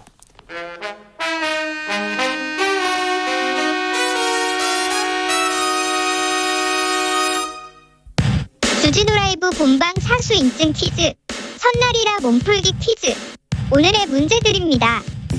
KBS 1라디오에서 방송하는 주진우 라이브 시작 시간은 몇 시 몇 분일까요? 샵 9730으로 정답 보내주세요. 짧은 문자 50원, 긴 문자는 100원입니다. 지금부터 정답자 선착순 20명께 햄버거 세트 쿠폰 드립니다. 본방 사수 인증 퀴즈. 내일 또 만나요. 돌발 퀴즈 이런 것까지 해야 됩니까? 부끄럽습니다. 자, 주진우 라이브 함께하고 계십니다. 라디오 정보센터 다녀오겠습니다. 정한나 씨. 문재인 대통령은 오늘 불법적인 대규모 집회 등 방역 지침을 위반하는 집단 행위에 대해 단호한 법적 조치를 취하지 않을 수 없다고 말했습니다. 국내에서 화이자와 모더나 등 메이저 리보액산 계열의 코로나19 백신 10억 회분 생산 방안을 협의 중이라는 외신 보도에 대해 정부는 사실 무근이라고 일축했습니다. 더불어민주당 한병도 원내수석 부대표는 국회 법제사법위원회에 체계자구 심사 권한을 제한하는 국회법 개정안을 대표 발의했습니다.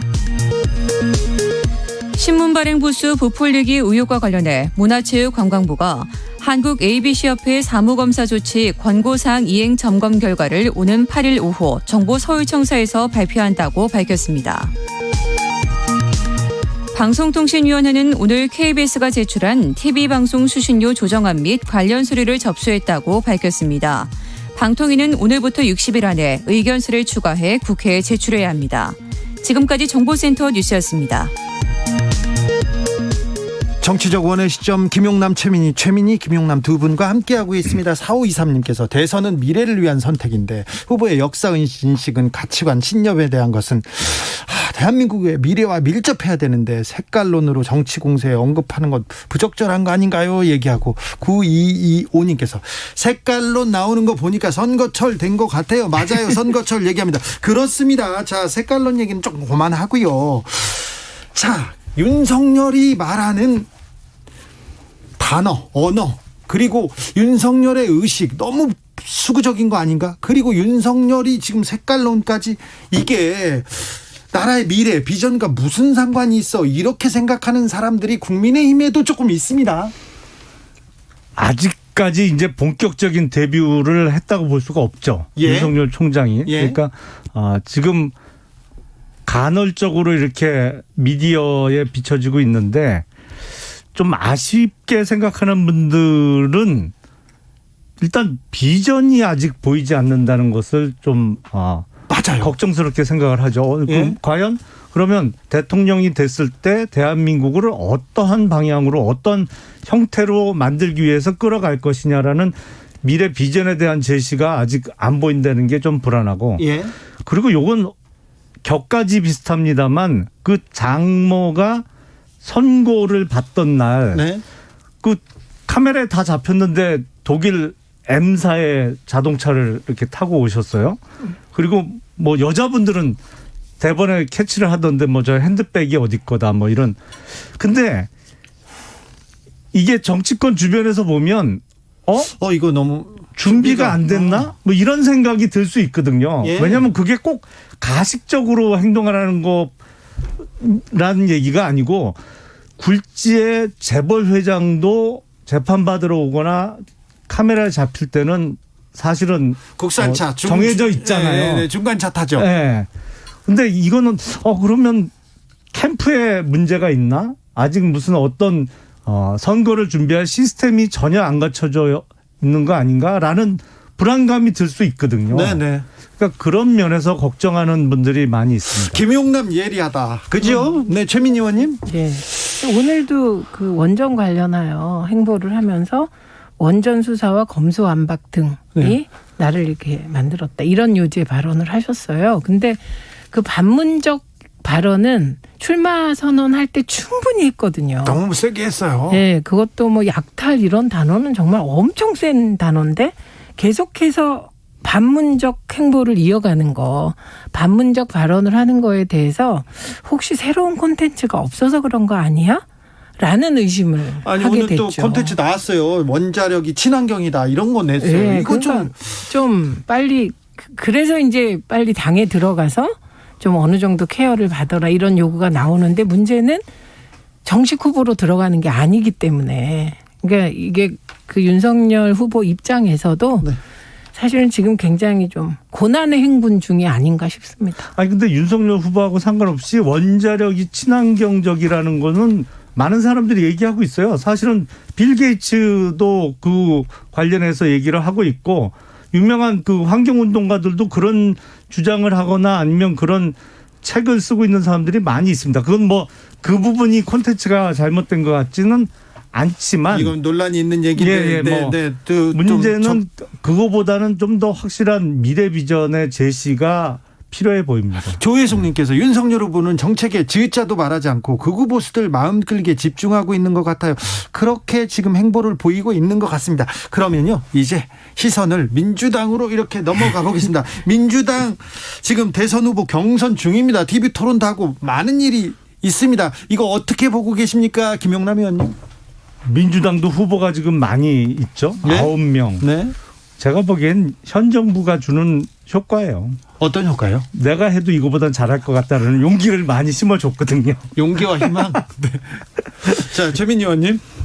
그 민주당은 저는 그 국민 면접 결과가 이낙연 후보가 1위를 네. 하고 의외로 최문순 지사가 2위를. 최문순 지사는 그 내공이 좀 단단하지 않습니까? 그럼요. 제가 올해 이제 시민사회에서 일해 보면 토론이나 연설을 아주 잘합니다. 진정성 있게. 네. 그래서 저는 그 다크호스다 이렇게 봤는데 진짜 2위를 한 거예요. 네.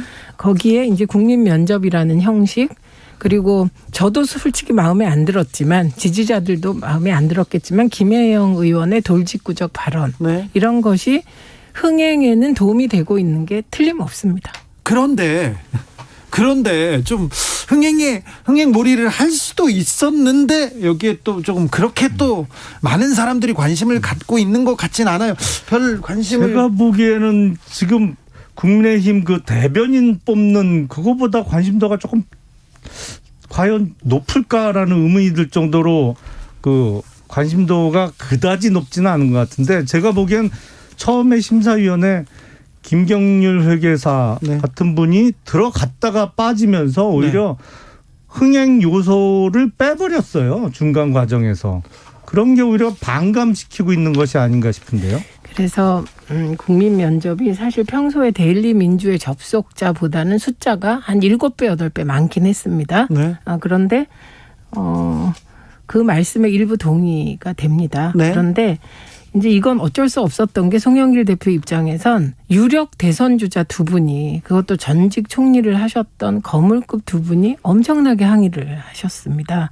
근데 이게 송영길 대표가 그런 항의와 그리고 결정적으로 김경률 회계사가 사실은 사모펀드와 관련하여 조국 전 장관에 대해서 그게 이제 사실 내용상으로는 권력형 범죄 아니다라는 대법 판결이 났거든요. 예. 그런데 권력형 범죄라고 주장했던 분이다 보니 지지자들의 반감이 너무 컸을 것 같아요.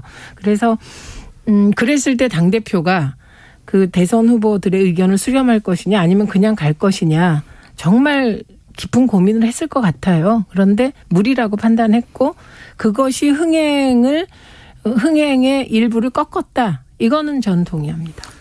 아니 선수가 항의한다고 심판 바꾸는 게 어디 있어요. 그런가요? 정해진 심판은 그냥 갔어야지 적어도. 오늘 송영길 대표가 누군가는 안 된다 하면서 그 굉장히 극성 지지자들, 강성 지지자들에 대해서도 돌직구를 던졌는데 이 부분은 어떻게 보세요? 또 당내에선 또 논란이 있더라고요. 이건 논란할 만한 사안인데 네. 이제 조금 한 발 떨어져서 이런 시각으로 좀 보는 게 어떨까 합니다. 그러니까 국민의힘의 경우 오세훈 후보를 후보로 뽑고 이준석 대표를 대표로 뽑을 때 그게 지지자들이 흔쾌했을까? 저는 안 그랬을 거라고 생각합니다. 윤석열 전 총장을 후보로 세우려고 하는 그 마음이 박근혜 전 대통령을 사실은 구속시킨 분이라고 봐도 되는데 이런 분을 후보로 세우는 그 마음은 절실하다는 거예요. 그래서 마음에 안 들어도 참고 있다는 거죠. 그런데 민주당 쪽은 이제 지지자들이 워낙 열성적이기도 하지만 각자의 주장이 너무 강해서 이게 분열 요인으로 작용하고 있다는 거에 대한 지적이었다고 봐요. 송영길 대표가. 그래서 지금 태극기 세력이 조용하잖아요. 국민의힘 지지자는. 그러니까 그런 면에서 지지자들이 이제는 당을 결정하고 후보를 결정하는 때라 그 송영길 대표의 발언이 왈가왈부할 수 있는 사안이지만 지지자들에게도 다시 생각할 수 있는 계기를 제공했다고 봅니다. 어떻게 보십니까? 뭐 남의 당 얘기라 그냥 재밌게 보고 있습니다. 재밌습니다. 민주당이 좀 화이팅 해주기를 바라고 있습니까? 민주당을 보면 흐뭇한 미소가 나옵니까? 아유, 저희 코도 석자예요. 그래요? 그러니까 저희 코도 석자니까 앞으로 헤쳐가야 될 것도 많고 그리고 이게 어떻게 될지 모르거든요. 좀 왜냐하면 국민의힘의 최대 약점은 당내 후보가 유력한 후보가 아직 안 보인다는 게 최대 약점이죠. 사실은 윤석열, 최재형 전 감사원장 다 당에 아직 입당한 분들이 아니잖아요. 그러니까 그 옛날에 이런 얘기 했다가 누가 혼난 적도 있는데 그 불임 정당이라는 이런 표현도 나올 정도로 당내에 유력한 대선 후보가 아직은 없다. 그분들이 이제 곧 입당하기를 원하고 있지만 그 부분에 있어서는 지금 민주당을 보면서 무슨 웃고 있을 그럴 여유가 없죠. 유력한 후보 홍준표 의원 있지 않습니까? 조심하세요, 의원님.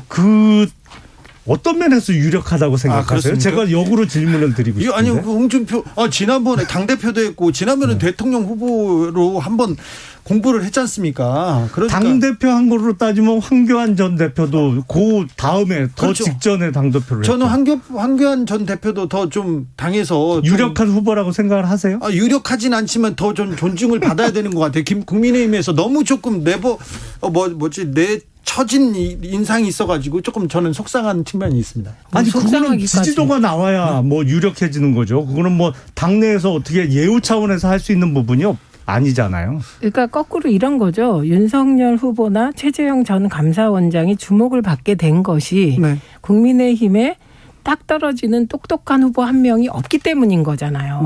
그렇죠. 그 상태는 계속되고 있는 거고. 근데 윤석열 후보 같은 경우는 이게 만약에 민주당의 후보의 장모가 법정 구속됐다. 그럼 그 후보는 그냥 그만둬야 됐을 겁니다. 제가 보기에. 언론이 가만히 있질 않았을 거예요. 그런데 이게 상대적으로 좀 우호적인 분위기가 있죠. 윤석열 후보에 대해서. 그런데 그 국민의힘에서 그럼 윤석열 후보를 바라보면 저분만 들어오면 뭐가 될 것 같냐. 그 심정도 복잡한 것 같습니다. 좀 그런 것 같아요. 네. 그래서 민주당 입장에서 보면 민주당도 내 코가 석자지만 같이 내 코가 석자이다 보니 재보궐선거 바로 후 그때보다는 민주당은 조금 형편이 낫다고 생각하지 않을까 합니다. 네, 알겠습니다. 서로 위안이 되는 존재인데요. 그래요? 그러고 보니까. 조 데이비님께서 주 기자 홍준표는 아직 유력하지 않아요 얘기합니다. 알겠습니다. 제가 정정하겠습니다. 유력하지 않은 홍준표 의원으로 이렇게 정정하겠습니다. 2353님 이제부터 최민희 의원 함께하는 패널 자리 경선해야 될 것 같아요. 국민 경선 시켜야 될 것 같습니다. 얘기하는데 김용남 의원 화이팅 좋아 좋아하시는 분들 많네요. 오랜만에 나오셔가지고 또 반갑다는 분도 많고요. 자, 대선 제가 1년 놀았잖아요. 1년 노셨어요? 네. 근데 김용남 의원 같은 분이 당내에서 조금 더 큰 역할을 해야 되는데 캠프마다 좀 큰 역할을 하자고 해달라고 하시는 분들 있지 않습니까? 없던데요? 아, 왜 그러세요? 아니, 그리고 이 대선 캠프나 이렇게 선거가 클수록 네. 그 캠프 들어가려고 막 그 어깨 싸움하면서 밀고 들어가는 분들이 워낙 많아서 네. 그런 스타일이 네. 아니세요. 제가 보니까. 아, 그리고 그래요? 좀 아까도 말씀하시잖아요. 지금 유력한 그 야권 쪽 후보인 윤석열 후보에 대해서 모든 분들이 옹호하는데 혼자 딱 좀 준비가 안 된 게 아니냐 이렇게 얘기하시잖아요. 네. 그러다 보니 정치에서 기본은 이거잖아요. 정치의 기본은 손 비비는 겁니까? 그걸 안 하시니까. 아, 그래요? 그래서 토론이 재밌는 겁니다. 그렇습니까? 네, 최민희 의원도 잘 안 해, 그거. 네, 못하죠. 그래요? 2738님, 결국은 홍준표 의원 주자가 될 것으로 보입니다. 이렇게 얘기하는데, 이 윤석열 후보가 출마 선언을 하고 행보를 보일수록, 국민의힘에서 누구를 쳐다봐야지 하는 사람들이 늘고 있다는 거는 조금 현상으로 받아들일 만한, 실제 현 추세로 받아들일 만한 요소인 것 같습니다. 그래서 유력 주자가 뜨면 그쪽으로 힘이 실릴 텐데 네. 뭐 아직은 판이 안 정해졌기 때문에 아직 모릅니까? 아직은 알 수 없는 상황. 김용남 의원님, 윤석열 후보가 국민의힘에서 후보가 될 거라고 보십니까? 가능성은 몇 %라고? 가능성이요? 네. 지금으로 보면 뭐 지지도로 봐서는 50%는 되겠죠. 50%. 네. 지지도가 이렇게 높은데 50% 생각하시네요? 예. 저는 49%. 49%? 네. 저는 더 밑으로 가볼게요. 49%는 다른 말이죠. 네네. 자, 정치적 원의 시점. 51% 했어야 되네. 그런가요? 다음번에 교정하시고요. 50%로 끝났습니다. 최민희 의원님은 49%고 저는 더 밑으로요. 정치적 원의 시점 여기서 마무리하겠습니다. 김용남, 최민희, 김용남 두 분 감사했습니다. 고맙습니다. 네, 감사합니다. 정치 피로, 사건 사고로 인한 피로, 고달픈 일상에서 오는 피로. 오늘 시사하셨습니까? 경험해보세요. 들은 날과 안 들은 날의 차이. 여러분의 피로를 날려줄 저녁 한 끼 시사 추진우 라이브.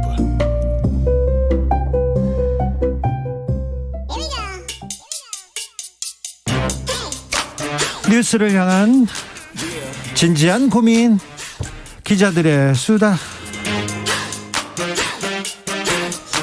라이브 기자실을 찾은 오늘의 기자는 은지옥이요. 시사인 김은지입니다. 네, 최민희, 김용남 전 의원을 부부라고 생각하는 분들도 있더라고요. 같이 나오면 부부라고 생각하는 분들이 있는데 부부 아니에요. 전원일기에 나왔던 배우 네. 그 커플들이 부부라고 오해했던 거랑 비슷한 최불암, 상황입니다. 김혜자 선생님 둘 다 아직도 부부라고 생각하는 사람 많은데 아닙니다. 같이 나온다고 해서 부부 그런 거 아니고요. 네, 그래도 얘기가 잘 통했습니다. 자, 오늘 준비한 첫 번째 뉴스부터 가볼까요? 네, 반중 정서가 친미로 수렴한다. 이런 여론조사 결과가 나왔습니다. 아, 그래요. 반중이 칩니다. 네.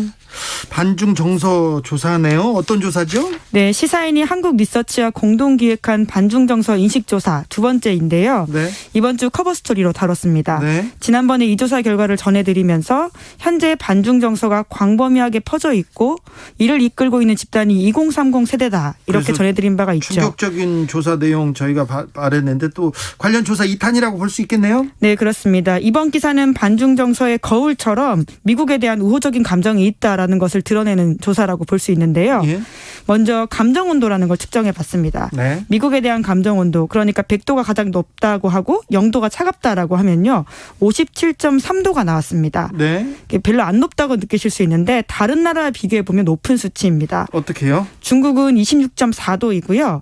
그리고 일본 28.8도, 북한 28.6도입니다. 네. 그에 비하면 훨씬 높다라고 볼 수 있고요. 그러네요. 미국에 대한 우호 감정 높네요. 네, 또 이런 것 것들은 세대를 초월하고 진보 보수 중도 이런 것들 사이에서도 큰 차이가 없다라고 하는데요. 반중 정서와 그러니까 친미 정서로 수렴한다 이런 행태들이 있습니다. 네, 예전에는 이 정도는 아니었는데 옛날엔 반전 반핵 양키고 홈 이거 계속 외치고 다녔었는데. 예, 그렇죠. 한때 반미고가 전국을 뒤덮을 정도로 뜨거웠던 때와 비교하면 정말 상전벽해 같은 차이가 있다고 볼 수 있죠. 저희 학교 다닐 때도 그랬는데 2002년 효순이 미선이 사건이 있었어요.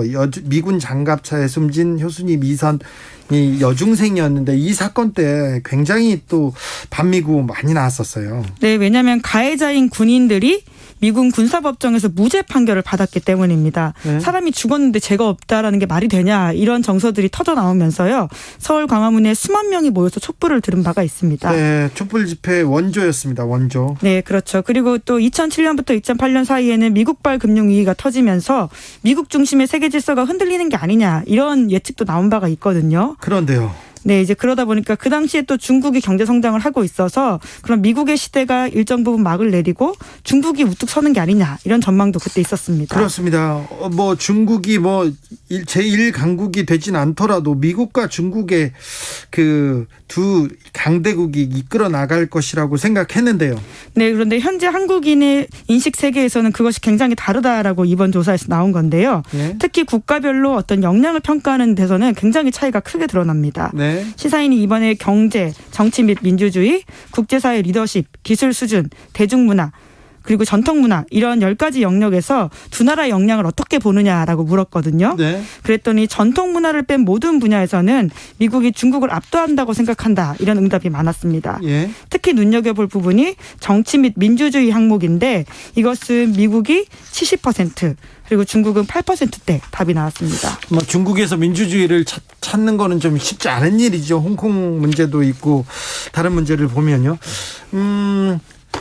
근데 10년 전만 해도 한국에서 중국의 영향력이 더 커질 거다. 계속해서 중국이 미국을 따라잡을 수도 있다. 이런 얘기가 나왔었는데 지금 많이 인식이 바뀌었네요. 네, 그렇습니다. 동아시아연구원이 2005년에 조사했던 10년 후 한국에 가장 큰 영향을 미칠 나라 어디라고 생각하냐라는 질문이 있었는데요. 네. 그 당시만 하더라도 중국이 미국을 추월했습니다. 예. 중국에 대한 답이 40.7%, 그렇죠. 미국에 대한 답이 31.3%였는데요. 네. 그런데 이번 시사인 조사에서 향후 10년간 한국의 국익 실현에 중요한 나라를 어디라고 생각하냐라는 질문에 대해서 사람들은 미국이다라고 66.3%. 미국이 66.3%요. 중국은요? 중국은 9.7%였습니다. 9.7%밖에 안 됩니까? 네, 이제 그러니까 과거에는 안보는 미국, 경제는 중국 이렇게 협력해야 된다라는 여론이 되게 컸잖아요. 우리가 경제는 좀 중국에서 중국한테 좀 경제에 좀 기대고 뭐 중국에서 돈을 벌어서 잘 먹고 잘 살아야 된다 이런 얘기 했었잖아요. 네, 실제로 여전히 그런 대중국 의존도가 높긴 높습니다. 경제적으로 굉장히 얽혀 있고요. 네. 그럼에도 불구하고 사람들의 다수는 이러한 여론 지형으로 옮겨갔다라고 하는 것을 확인하는 게 이번 여론조사의 의미라고 볼 수 있는데요. 트럼프 시대 이후에 이런 그 미국에 쏠리는 이런 현상 계속되고 있는 것 같습니다. 여러 생각을 하게 하네요. 네, 이제 특히 이러한 여론에 동의하건 동의하지 않건 현실이 그렇기 때문에 특히 정책이나 정치라는 사람들한테 굉장히 많은 함의를 주는 여론조사다라고 보이긴 합니다. 생각할 거를 던져줍니다. 조사 개요 좀 알려주십시오. 네, 이번 여론조사는 지난 5월 12일부터 17일까지 한국 리서치가 전국 만 18세 이상 남녀에게 웹조사를 했고요. 네. 95% 신뢰 수준의 표지 오차는 플러스 마이너스 3.1%포인트입니다. 알겠어요. 의미 있는 조사인데 이런 조사 독자들이 별로 안 좋아합니다. 네, 네. 뭐 그거는 좀 지켜보겠습니다. 네, 네. 독자들이 안 좋아해도 근데 이런 조사는 계속 해야 됩니다. 자, 다음 뉴스로 가볼까요? 네, 소위 수산업자 게이트 의혹이 커지고 있습니다. 아이고 이거 무슨 사건인지 좀 파헤쳐봐야 되겠어요. 그런데 이 수산업자 이거 사기성이 농후한 사람인데 어떻게 이 사람이 아니 정치인들, 검사, 경찰, 언론인들을 그냥 주무르고 있었어요. 어떻게 된 거죠? 네, 시작은 경찰의 현직 검사의 사무실 압수수색. 그러니까 검경 수사권 이후에 첫 풍경처럼 보도된 사건이었는데요. 그렇죠. 네, 의미가 있어요. 네, 근데 점점 커지고 있습니다. 네. 해당 검사는 수산업자라고 자신을 알리고 다닌 김 씨에게 금품을 제공받은 혐의를 사고 있습니다. 뭐 별걸 다 줬더라고요. 네, IWC라고 하는 명품 시계인데요. 네. 가장 싸다라고 하는 게 수백만 원을 넘는 네. 시계입니다. 그것뿐만이 아니라 자녀의 학원비, 고가의 식품 이런 것들을 비롯해서 2천만 원에서 3천만 원 상당의 금품을 줬다. 이렇게 당사자는 진술하고 있다고 하는데요. 부장검사한테요. 상당 부분이 조금 사실로 당사자는 부인하고 있습니다. 근데 사실로 볼만한 혐의가 있으니까 또 영장도 나오고 수사가 이루어지고 있습니다. 언론인들한테도 줬어요? 네, 그렇습니다. 전현직 언론인인데요. 윤석열 캠프 대변인 역할을 했던 이동훈 전 조선일보 논설위원. 네. 그리고 간판 앵커라고 할 수 있죠. TV조선 간판입니다. 네, 엄성섭 TV조선 앵커가 연루되었다는 소식이 전해졌고요. 네. 정치권에서도 이름이 오르내리는 사람이 있습니다. 김무성 전 의원. 그리고 박지원 국정원장도 있는데요. 물론 또 관련된 혐의들을 다 부인하고 있긴 합니다. 네. 게다가 어제는 박영수 특검이 김 씨에게 포르쉐를 제공받았다. 이런 기사가 나왔는데요. 그럼 포르쉐를 줬습니까? 박영수 특검한테? 렌트해줬다라는 건데요. 박 특검은 그 자체도 사실이 아니다라고 부인하고 있습니다. 이분이 렌트카를 했잖아요. 네, 그렇죠. 렌트카를 했고 렌트카를 빌려준 게 뭐가 문제입니까? 그런데 아무튼 박 특검은 무상으로 받은 게 아니라 돈을 내고 빌렸다는 거죠? 예, 특검이기 때문에 또 공직자로서의 문제가 될 수 있는 부분이 있긴 한데요. 당사자는 부인하고 있습니다. 네, 아무튼 렌트카 회사를 운영하기도 했습니다. 이 사람이. 그래서 이 사람이 많은 걸 줬네요. 자, 언론인들이 연루돼 있어요. 특별히 조선일보 쪽 사람들하고 긴밀하게 좀 묶여 있는 것 같습니다. 네, 지금 현재 이름이 나오는 언론인들이 그렇습니다. 그러니까 비리 의혹을 감시하고 비판해야 될 언론인들이 이런 데 연루되었다라는 사실 자체가 굉장히 당혹스러운 일인데요. 조선일보, TV조선 등 조선미디어그룹 소속 전현직 직원 2명이 그러니까 금품을 수수한 혐의로 입건되어 있는 상태입니다. 네, 입건됐어요. 일단은 뭔가를 받은 것 같습니다. 뭘 받았어요? 네, 그러니까 이동훈 전 논설위원은 수백만 원 상당의 골프채, 그리고 엄성섭 앵커는 아우디 K7 등 차량과 접대를 받은 혐의를 사고 있습니다. 예, 이에 대한 비판도 많은데요. 하지만 조선일보가 이를 보도하고 있지 않다라는 것도 비판 대상이 되고 있습니다. 조선일보는 자기의 허물은 굉장히 뭐라고 해야 되나요? 관대합니다.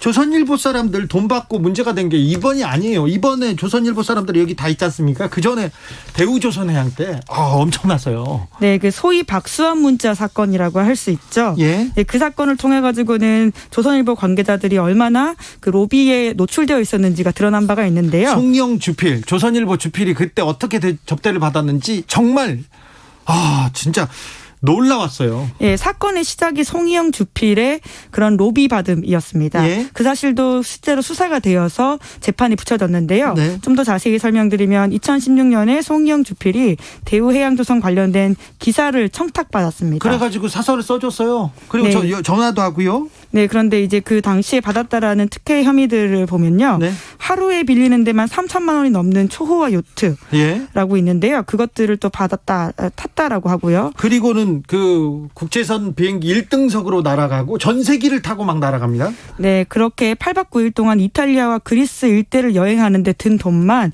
2억 원대다. 이런 이야기가 나왔습니다. 8박 9일 여행에 2억 원짜리 향응을 받았어요. 접대를 받았어요. 네. 혼자는 아니고 일행이 있었다곤 하는데요. 그럼에도 불구하고 굉장히 놀라운 수준의 이야기인 거죠. 예? 하지만 이 사건이 1심에서는 징역 1년 집행유예 2년 선고됐는데요. 하지만 2심에서는 무죄가 나오긴 했습니다. 이 향응 접대가 없었던 건 아니고요. 그 접대 받은 거하고 기사 쓴 거하고는 다르다고 얘기한 거예요. 네, 묵시적 청탁 여부에 대한 법리적인 논쟁이기 때문이었습니다. 접대는 받았는데 뇌물은 아니다. 이런 얘기인데 판사님 이거 진짜 말도 안 됩니다. 이 얘기를 제가 했던 적이 여러 번 있었습니다. 네, 이제 그런데 더 놀라운 것은 그 이후에 그 로비스트라고 지목되었던 박수환 씨 핸드폰에서 나온 다른 문자였는데요. 네.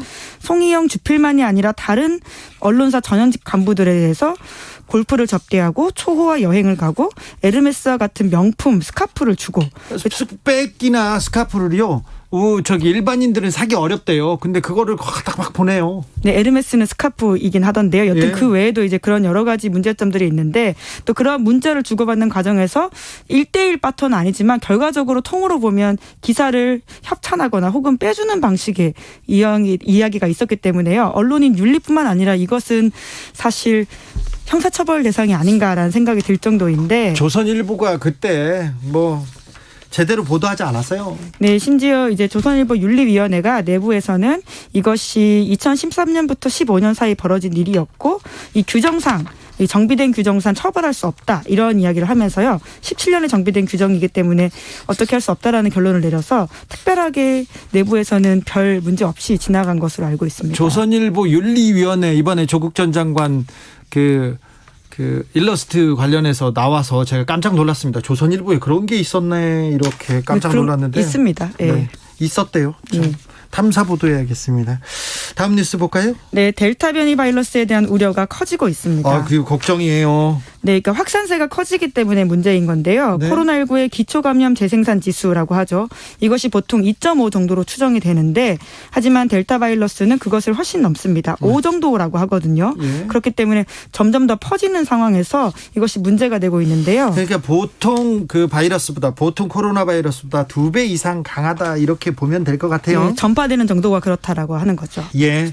자, 외국에서 굉장히 지금 델타 바이러스가 강하게 퍼져 나가고 있습니다. 네, 영국이 한때 확진자 수가 5만 명 넘게 달하다가 백신 접종으로 인해 가지고 줄어들었다. 이런 것도 우리가 다 보도로 수백 접하지 명대로 않았습니까? 뚝 떨어졌는데 그런데 갑자기 네, 그런데 6월 말에 2만 명대로 다시 또 넘어갔다라고 합니다. 지금 막 2만 9천 명 넘어갔어요. 그런데 축구 시합하고 있어서 지금 걱정입니다. 그런데 델타 바이러스에 백신 효과가 좀 있다면서요? 네, 그렇습니다. 이제 증상이 중증도로 가는 것은 백신이 여전히 잘 맞고 있다. 이렇게 전문가들이 이야기하고 있는데요. 영국에서 2만 명대로 이렇게 늘었지만 사망자가 늘지 않고 있어요. 네, 그것이 핵심이라고 볼 수 있습니다. 왜냐하면 의료에 부담을 주지 않기 때문에 이 전파력은 넓지만 중증으로 가는 걸 막아줘서 심각한 상황이 되지 않는다라고 하는 게 핵심이라고 할 수 있거든요. 코로나를 아예 박멸할 수는 없을 거예요. 그런데 중증으로 가는 걸 막아야 되는 그 방향으로 지금 코로나 방역이 바뀌고 있는데 아무튼 백신이 큰 역할을 하고 있습니다. 네, 그래서 더욱더 열심히 이제 백신을 맞아야 된다 이런 결론이 가게 되는 건데요. 한 번보다는 2번 맞았을 때 그 방어 효과가 굉장히 올라간다라고 합니다. 그래서 어느 정도예요? 네, 이제 원래 처음에는 2번 맞고 나면요. 아스트라제네카나 화이자는 92%, 96% 가까이 막는 효과를 낸다라고 하거든요. 잘 막네요, 잘. 네, 그렇죠. 그러니까 변이라고 하더라도 2번 다 접종을 하면 크게 걱정할 필요가 없다. 이렇게 알고 있으면 될 것 같은데요. 네. 그래서 지금 당국이 좀 빠르게 백신 접종 속도를 높여야 되는 게 아닌가라는 생각이 듭니다. 그래서 7월부터 좀 본격적으로 백신 접종에 나선다고 합니다. 그러니까 우린 방역 당국의 지침을 잘 따라서 주사 맞으면 되겠습니다. 1065님께서 저는요 아스트라제네카 1차 맞았는데 계속 마스크 착용에 신경 쓰고 있어요. 어떤 변이가 나오든 마스크 착용, 거리두기 말고는 예방 방법이 없습니다. 제발 신경 써주세요. 자나깨나 코로나 조심 얘기합니다. 네, 우리 국민들은 무척 잘하고 있는 것 같습니다. 그러니까 조금만 더 힘을 내주십시오. 기자들의 수다 지금까지 시사인 김은지 기자 함께했습니다. 감사합니다. 네, 감사합니다. 교통정보센터 다녀올게요. 정현정 씨. 네, 퇴근길 주요 도로 상황입니다. 현재 신용상역 주변 도로가 지나기 어려운데요. 신용상역 부근 상수도 간의 누수와 지반이 침하되면서 복구 작업을 하고 있습니다. 이 때문에 한강대로 삼각지역에서 한강대교 방향과 세창로 신용산 지하차도에서 전자상가 입구 교차로 쪽으로 2개 차로씩 부분 통제가 되고 있습니다. 여파로 주변 도로에서 정체가 심하니까요. 다른 길로 우회를 고려해 보시는 게 좋겠고요. 현재 경부고속도로 서울 방향은 수원 부근에서와 판교에서 이어서 밀립니다. 더 가서는 양재에서 반포까지 7km 구간 속도 못 내고 있고요. 반대 부산 쪽으로는 한남에서 서초까지와 신갈분기점까지 밀리고 있습니다. 통도사 하이패스 부근에서는 화물차가 고장나서 처리하고 있고요. 경인고속도로 서울 쪽으로 서인천에서 부평까지와 부천에서 신월까지 제속도 못 냅니다.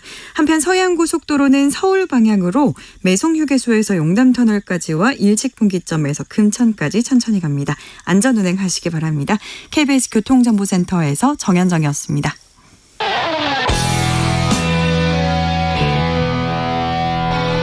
스치기만 해도 똑똑해진다. 드라이브 스루 시사 주진우 라이브.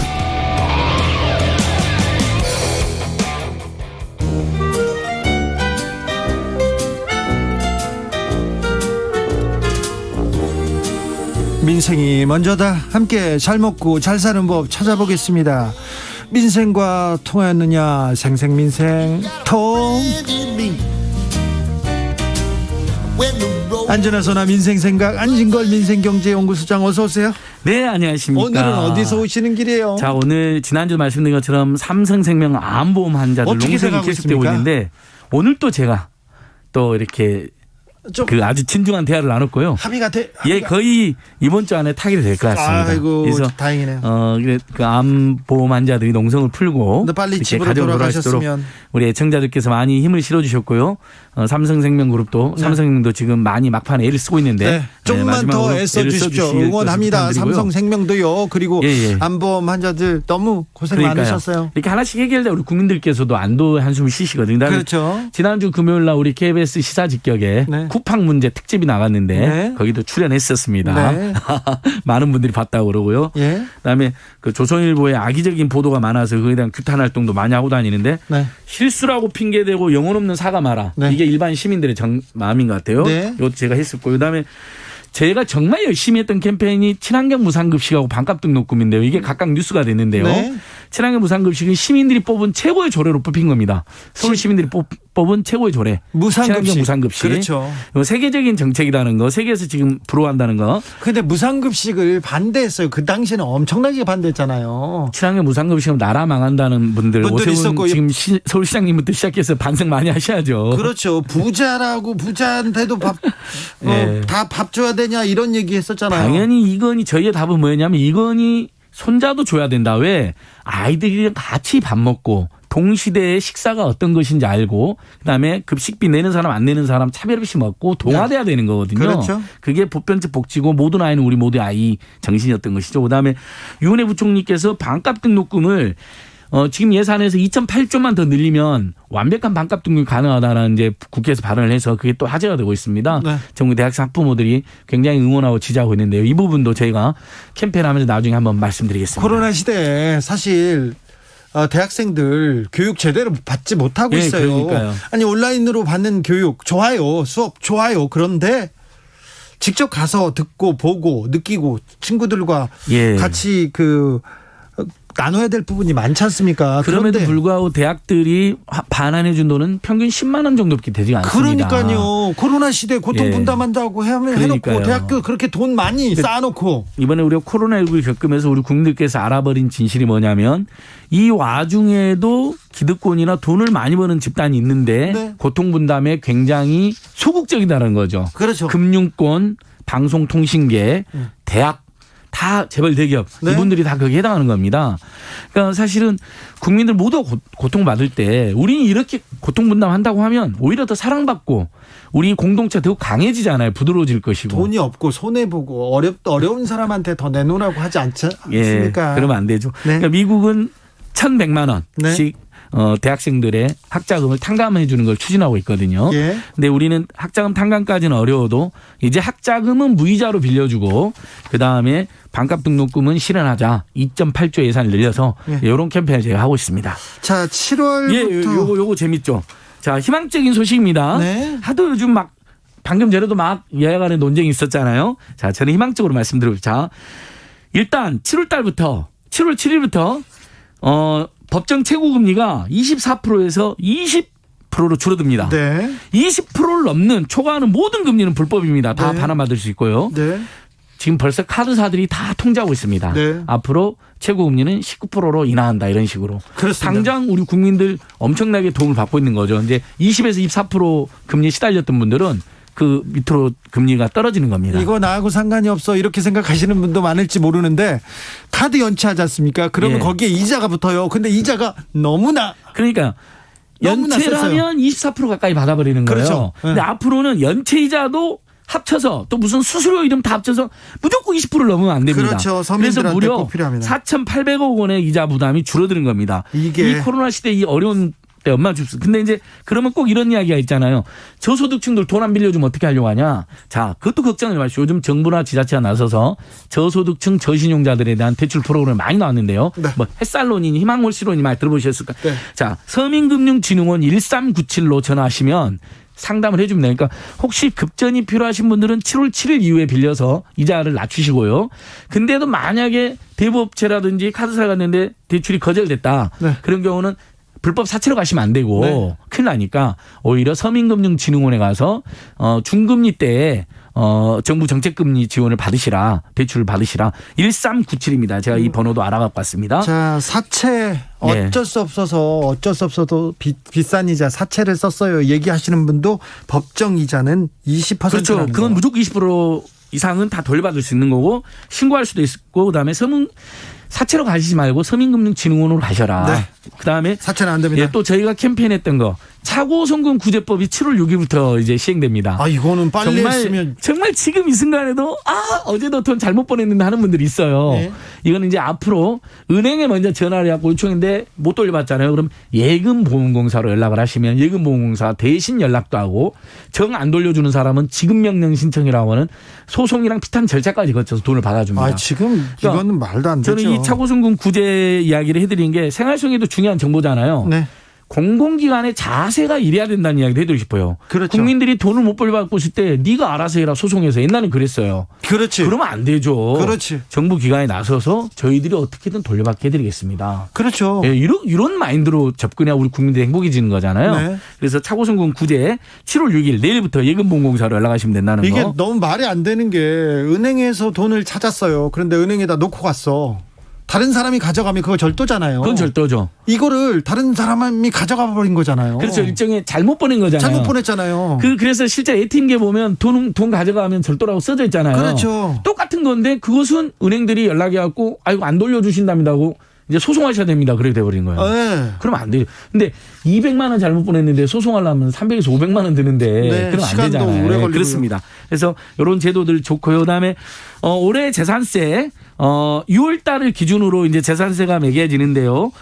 그전에는 6억 원 이하 1주택자들에게만 재산세율이 0.05% 하향 조정됐잖아요. 앞으로는 9억 원까지. 이제 9억 원을 초과하는 주택들은 종부세를 내시는 거고 그 이하는 재산세가 오히려 0.05% 줄어들기 때문에 뭐 부동산 공시지가가 현실화돼서 부동산 세금 폭탄이 났다는 말은 거짓말이 되는 겁니다. 왜? 2% 정도는 세금이 올라갔어요. 종부세 때문에. 네. 하지만 나머지 98%는 9억 원 미만이잖아요. 일가구 주택에서.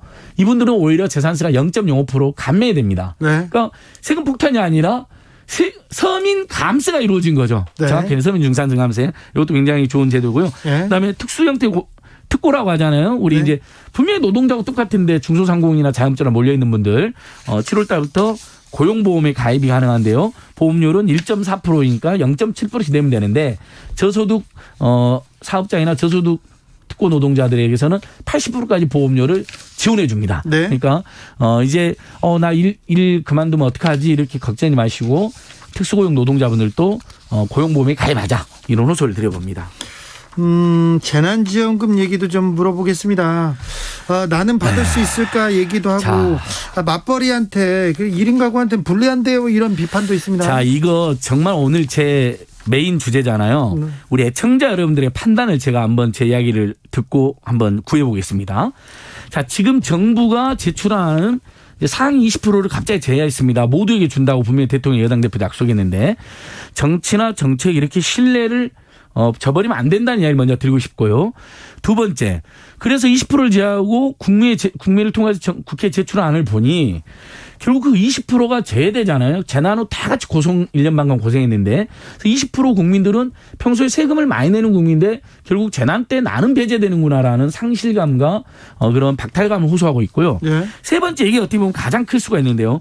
지금 지급 기준으로 1인 가구 올 329만 원, 2인 가구 556만 원, 3인 가구 717만 원, 4인 가구 817만 원 정도의 소득 기준이 제시되고 있습니다. 왜냐하면 최대한 빨리 줘야 되니까 건보료를 책정하는 기준으로 하던 건데 자, 여기서 딱 보시면 느낌이 오잖아요. 4인 가구는 엄마 아빠가 한 400만 원씩 벌어도 예를 들면 중견기업이나 중소기업 다니거나 엄마나 아빠 중에 한 분이 대기업 다니면 400씩 한 800을 받는 경우가 많습니다. 월급을. 예. 그런데 878만 원이니까 4인 가구는 대기업을 다녀도 웬만하면 재난지원금을 받을 수가 있잖아요. 근데 1인 가구, 2인 가구, 3인 가구라면 이야기 달라집니다. 자, 요즘 대졸 청년들이 대학생이 이제 대기업을 갔어요. 그럼 조금만 지나면 330만 원, 350만 원 급여를 더 받거든요. 네.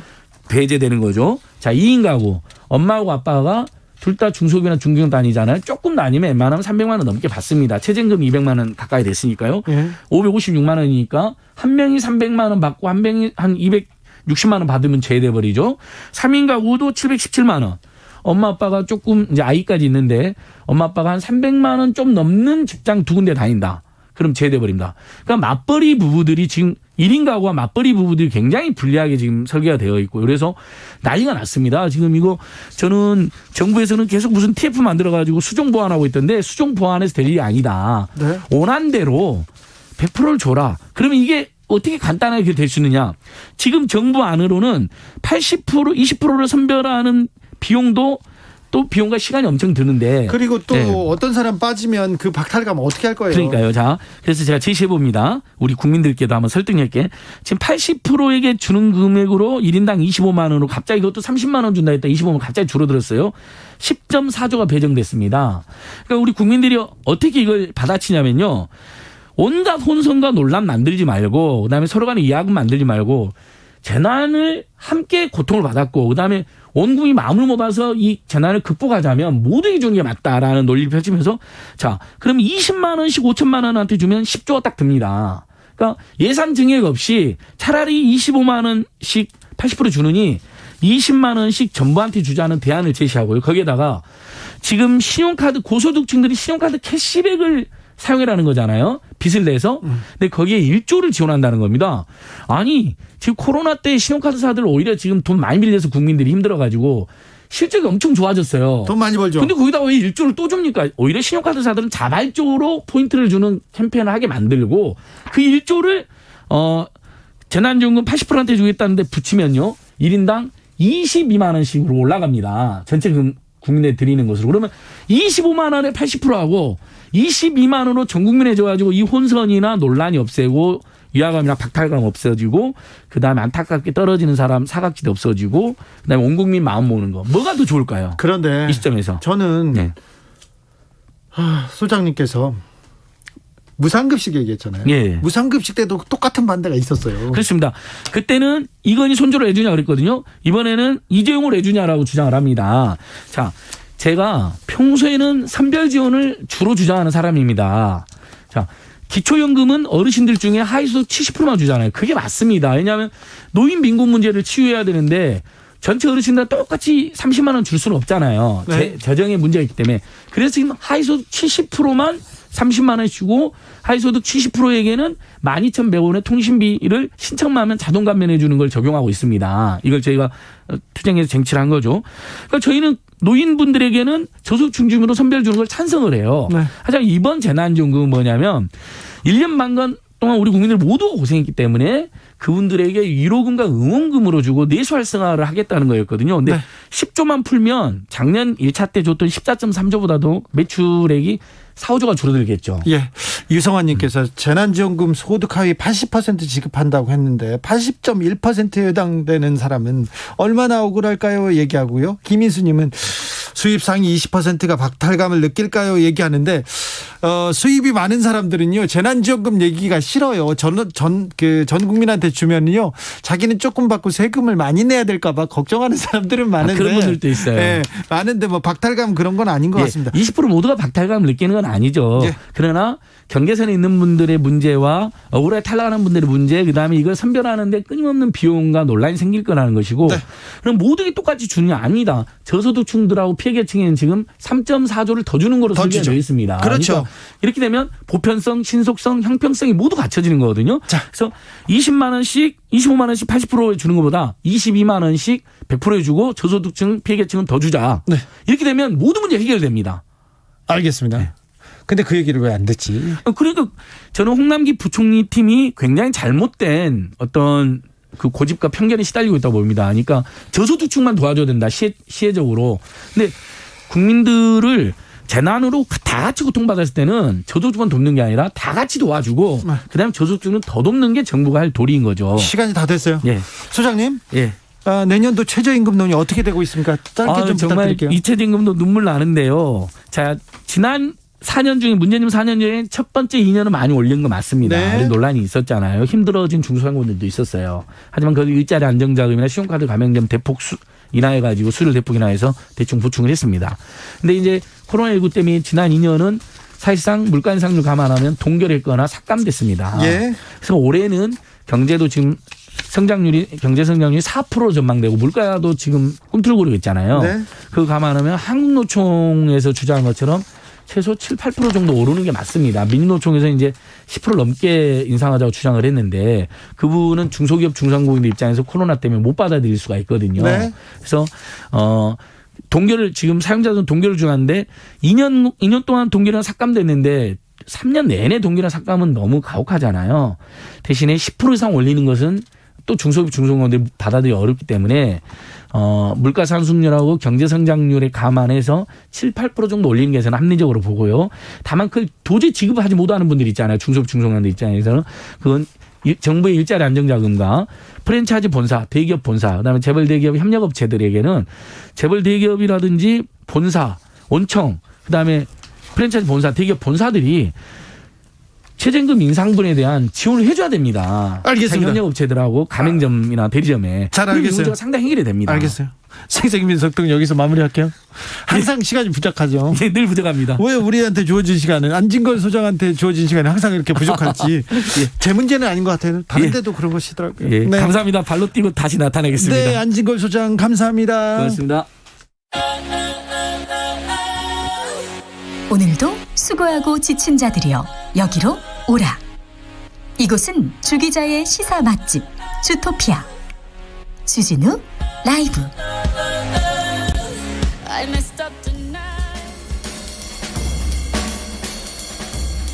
느낌 가는 대로 그냥 고른 뉴스 여의도 주필. 대선 1위 역사 논쟁 첫 충돌. 조선일보는요, 재점화 나선 이재명, 미군은 점령군이 맞아 처음부터 구태 색깔 공세. 비판 나선 윤석열, 한국이 미국 식민지라는 인식 용납할 수 없는 역사 왜곡. 이렇게 적었습니다. 반면 한겨레는요, 악재 겹친 윤석열, 색깔론 불붙였다 이러면서 보수 언론이 교묘하게 비틀어서 왜곡한 이재명 발언. 윤석열, 대한민국 정통성 부정, 극우 역사관 보여. 대한민국의 정통성을 부정하고 이념 논쟁, 색깔론에 불을 붙인 것이다. 이렇게 오늘자 신문 일면 머릿기사에서 조선일보와 한겨레가 얘기했습니다. 여러분은 어떤 생각이신지 여러분의 판단에 맡기겠습니다. 구글 다음서 장모 사진 검색하면 윤석열 장모. 네이버는 한겨레 기사입니다. 한국경제 기사로 가보겠습니다. 한국경제에서 자, 윤석열 전 총장의 장모 최모 씨가 구속됐습니다. 그 이후에 구글하고 다음에서 장모라는 키워드로 검색하면요, 윤 전 총장의 장모 이미지가 뜹니다. 구글에서 다음에서는요. 그런데 네이버에서 장모라고 쳤더니 장모 치와와 사진이 노출됩니다. 장모 치와와? 네이버에서는 도리도리 이미지 검색을 했더니 얼마 전에 대선 출마 공식 선언하면서 윤 전 총장이 도리도리 윤이라는 별명 받았지 않습니까? 근데 도리도리 네이버에서 쳤더니 도리도리 전혀 윤 전 총장 사진이 검색되지 않았어요. 반면 다음에서는 검색이 됐고요. 네이버에서 너무 이렇게 조금 편을 들어주는 거 아닌가, 그런 비판의 글이 올라오고 있는데 여러분은 또 어떻게 생각하시는지 모르겠습니다. 2일 UN 무역개발회의에서 한국의 지위를 개도국에서 선진국으로 격상했습니다. 한국은 역사상 처음으로 식민지 전쟁의 폐허 속에서 선진국으로 격상된 첫 선진국이 된 겁니다. 그 얘기도 못 전해가지고 전합니다. 영국 동물원에 속박된 코끼리 자유 찾는다. 서울경제 기사인데요. 영국에서 동물 권리 법안을 올해 말에 통과시킬 예정입니다. 그러면요, 동물원에 그 사파리 공원에 잡혀있던 코끼리가 그리고 다른 야생동물이 속박에서 벗어날 수 있을 전망입니다. 현재 영국에서는 11개 동물원에 51마리, 51마리 코끼리가 감금돼 있는데요. 야생 코끼리 수명은 50년 정도 된답니다. 그런데 이렇게 동물원에서 포획된, 동물원에서 크는 코끼리는 불과 수명이 17년밖에 안 된다고 합니다. 동물 권리 법안은 코끼리 외에도 감금된 다른 동물의 권리를 보장해서 이 동물들을 도망치게 해준답니다. 시내다 풀어놓는 건 아니고요. 다시 야생으로 돌아갈 수 있었으면 합니다. 그런 바람이 있습니다. 잘 가라 코끼리. 네. 퀴즈 정답은요. 오후 5시 5분입니다. 주진우 라이브는 오후 5시 5분에 시작합니다. 5457님께서 정답하셨고요. 날이면 날마다 주진우 라이브 집중하느라 집안일 못해요. 후유증 발생합니다. 얘기하시고요. 9167님 5시 5분 맞추셨습니다. 정답입니다. 부산 1004번 시내버스 기사입니다. 버스에서 승객들에게 5시 5분에 항상 틀어서 같이 잘 듣고 있습니다. 안전운전 하시고요. 감사하게 생각합니다. 오늘 정답 5시 5분이었고요. 햄버거 세트 선물 받으실 분은 주진우 라이브 홈페이지에 제가 올려놓을게요. 못 받으신 분들은요, 내일 도전하면 받을 수 있을 것 같습니다. 잔나비의 정글 들으면서 주진우 라이브 여기서 인사드리겠습니다. 저는 내일 오후 5시 5분에 돌아옵니다. 내일 오후 5시 5분 아시겠죠? 지금까지 주진우였습니다.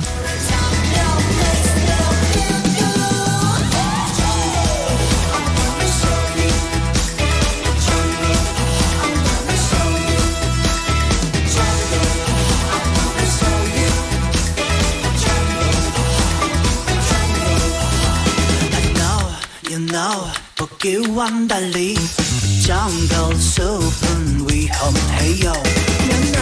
넌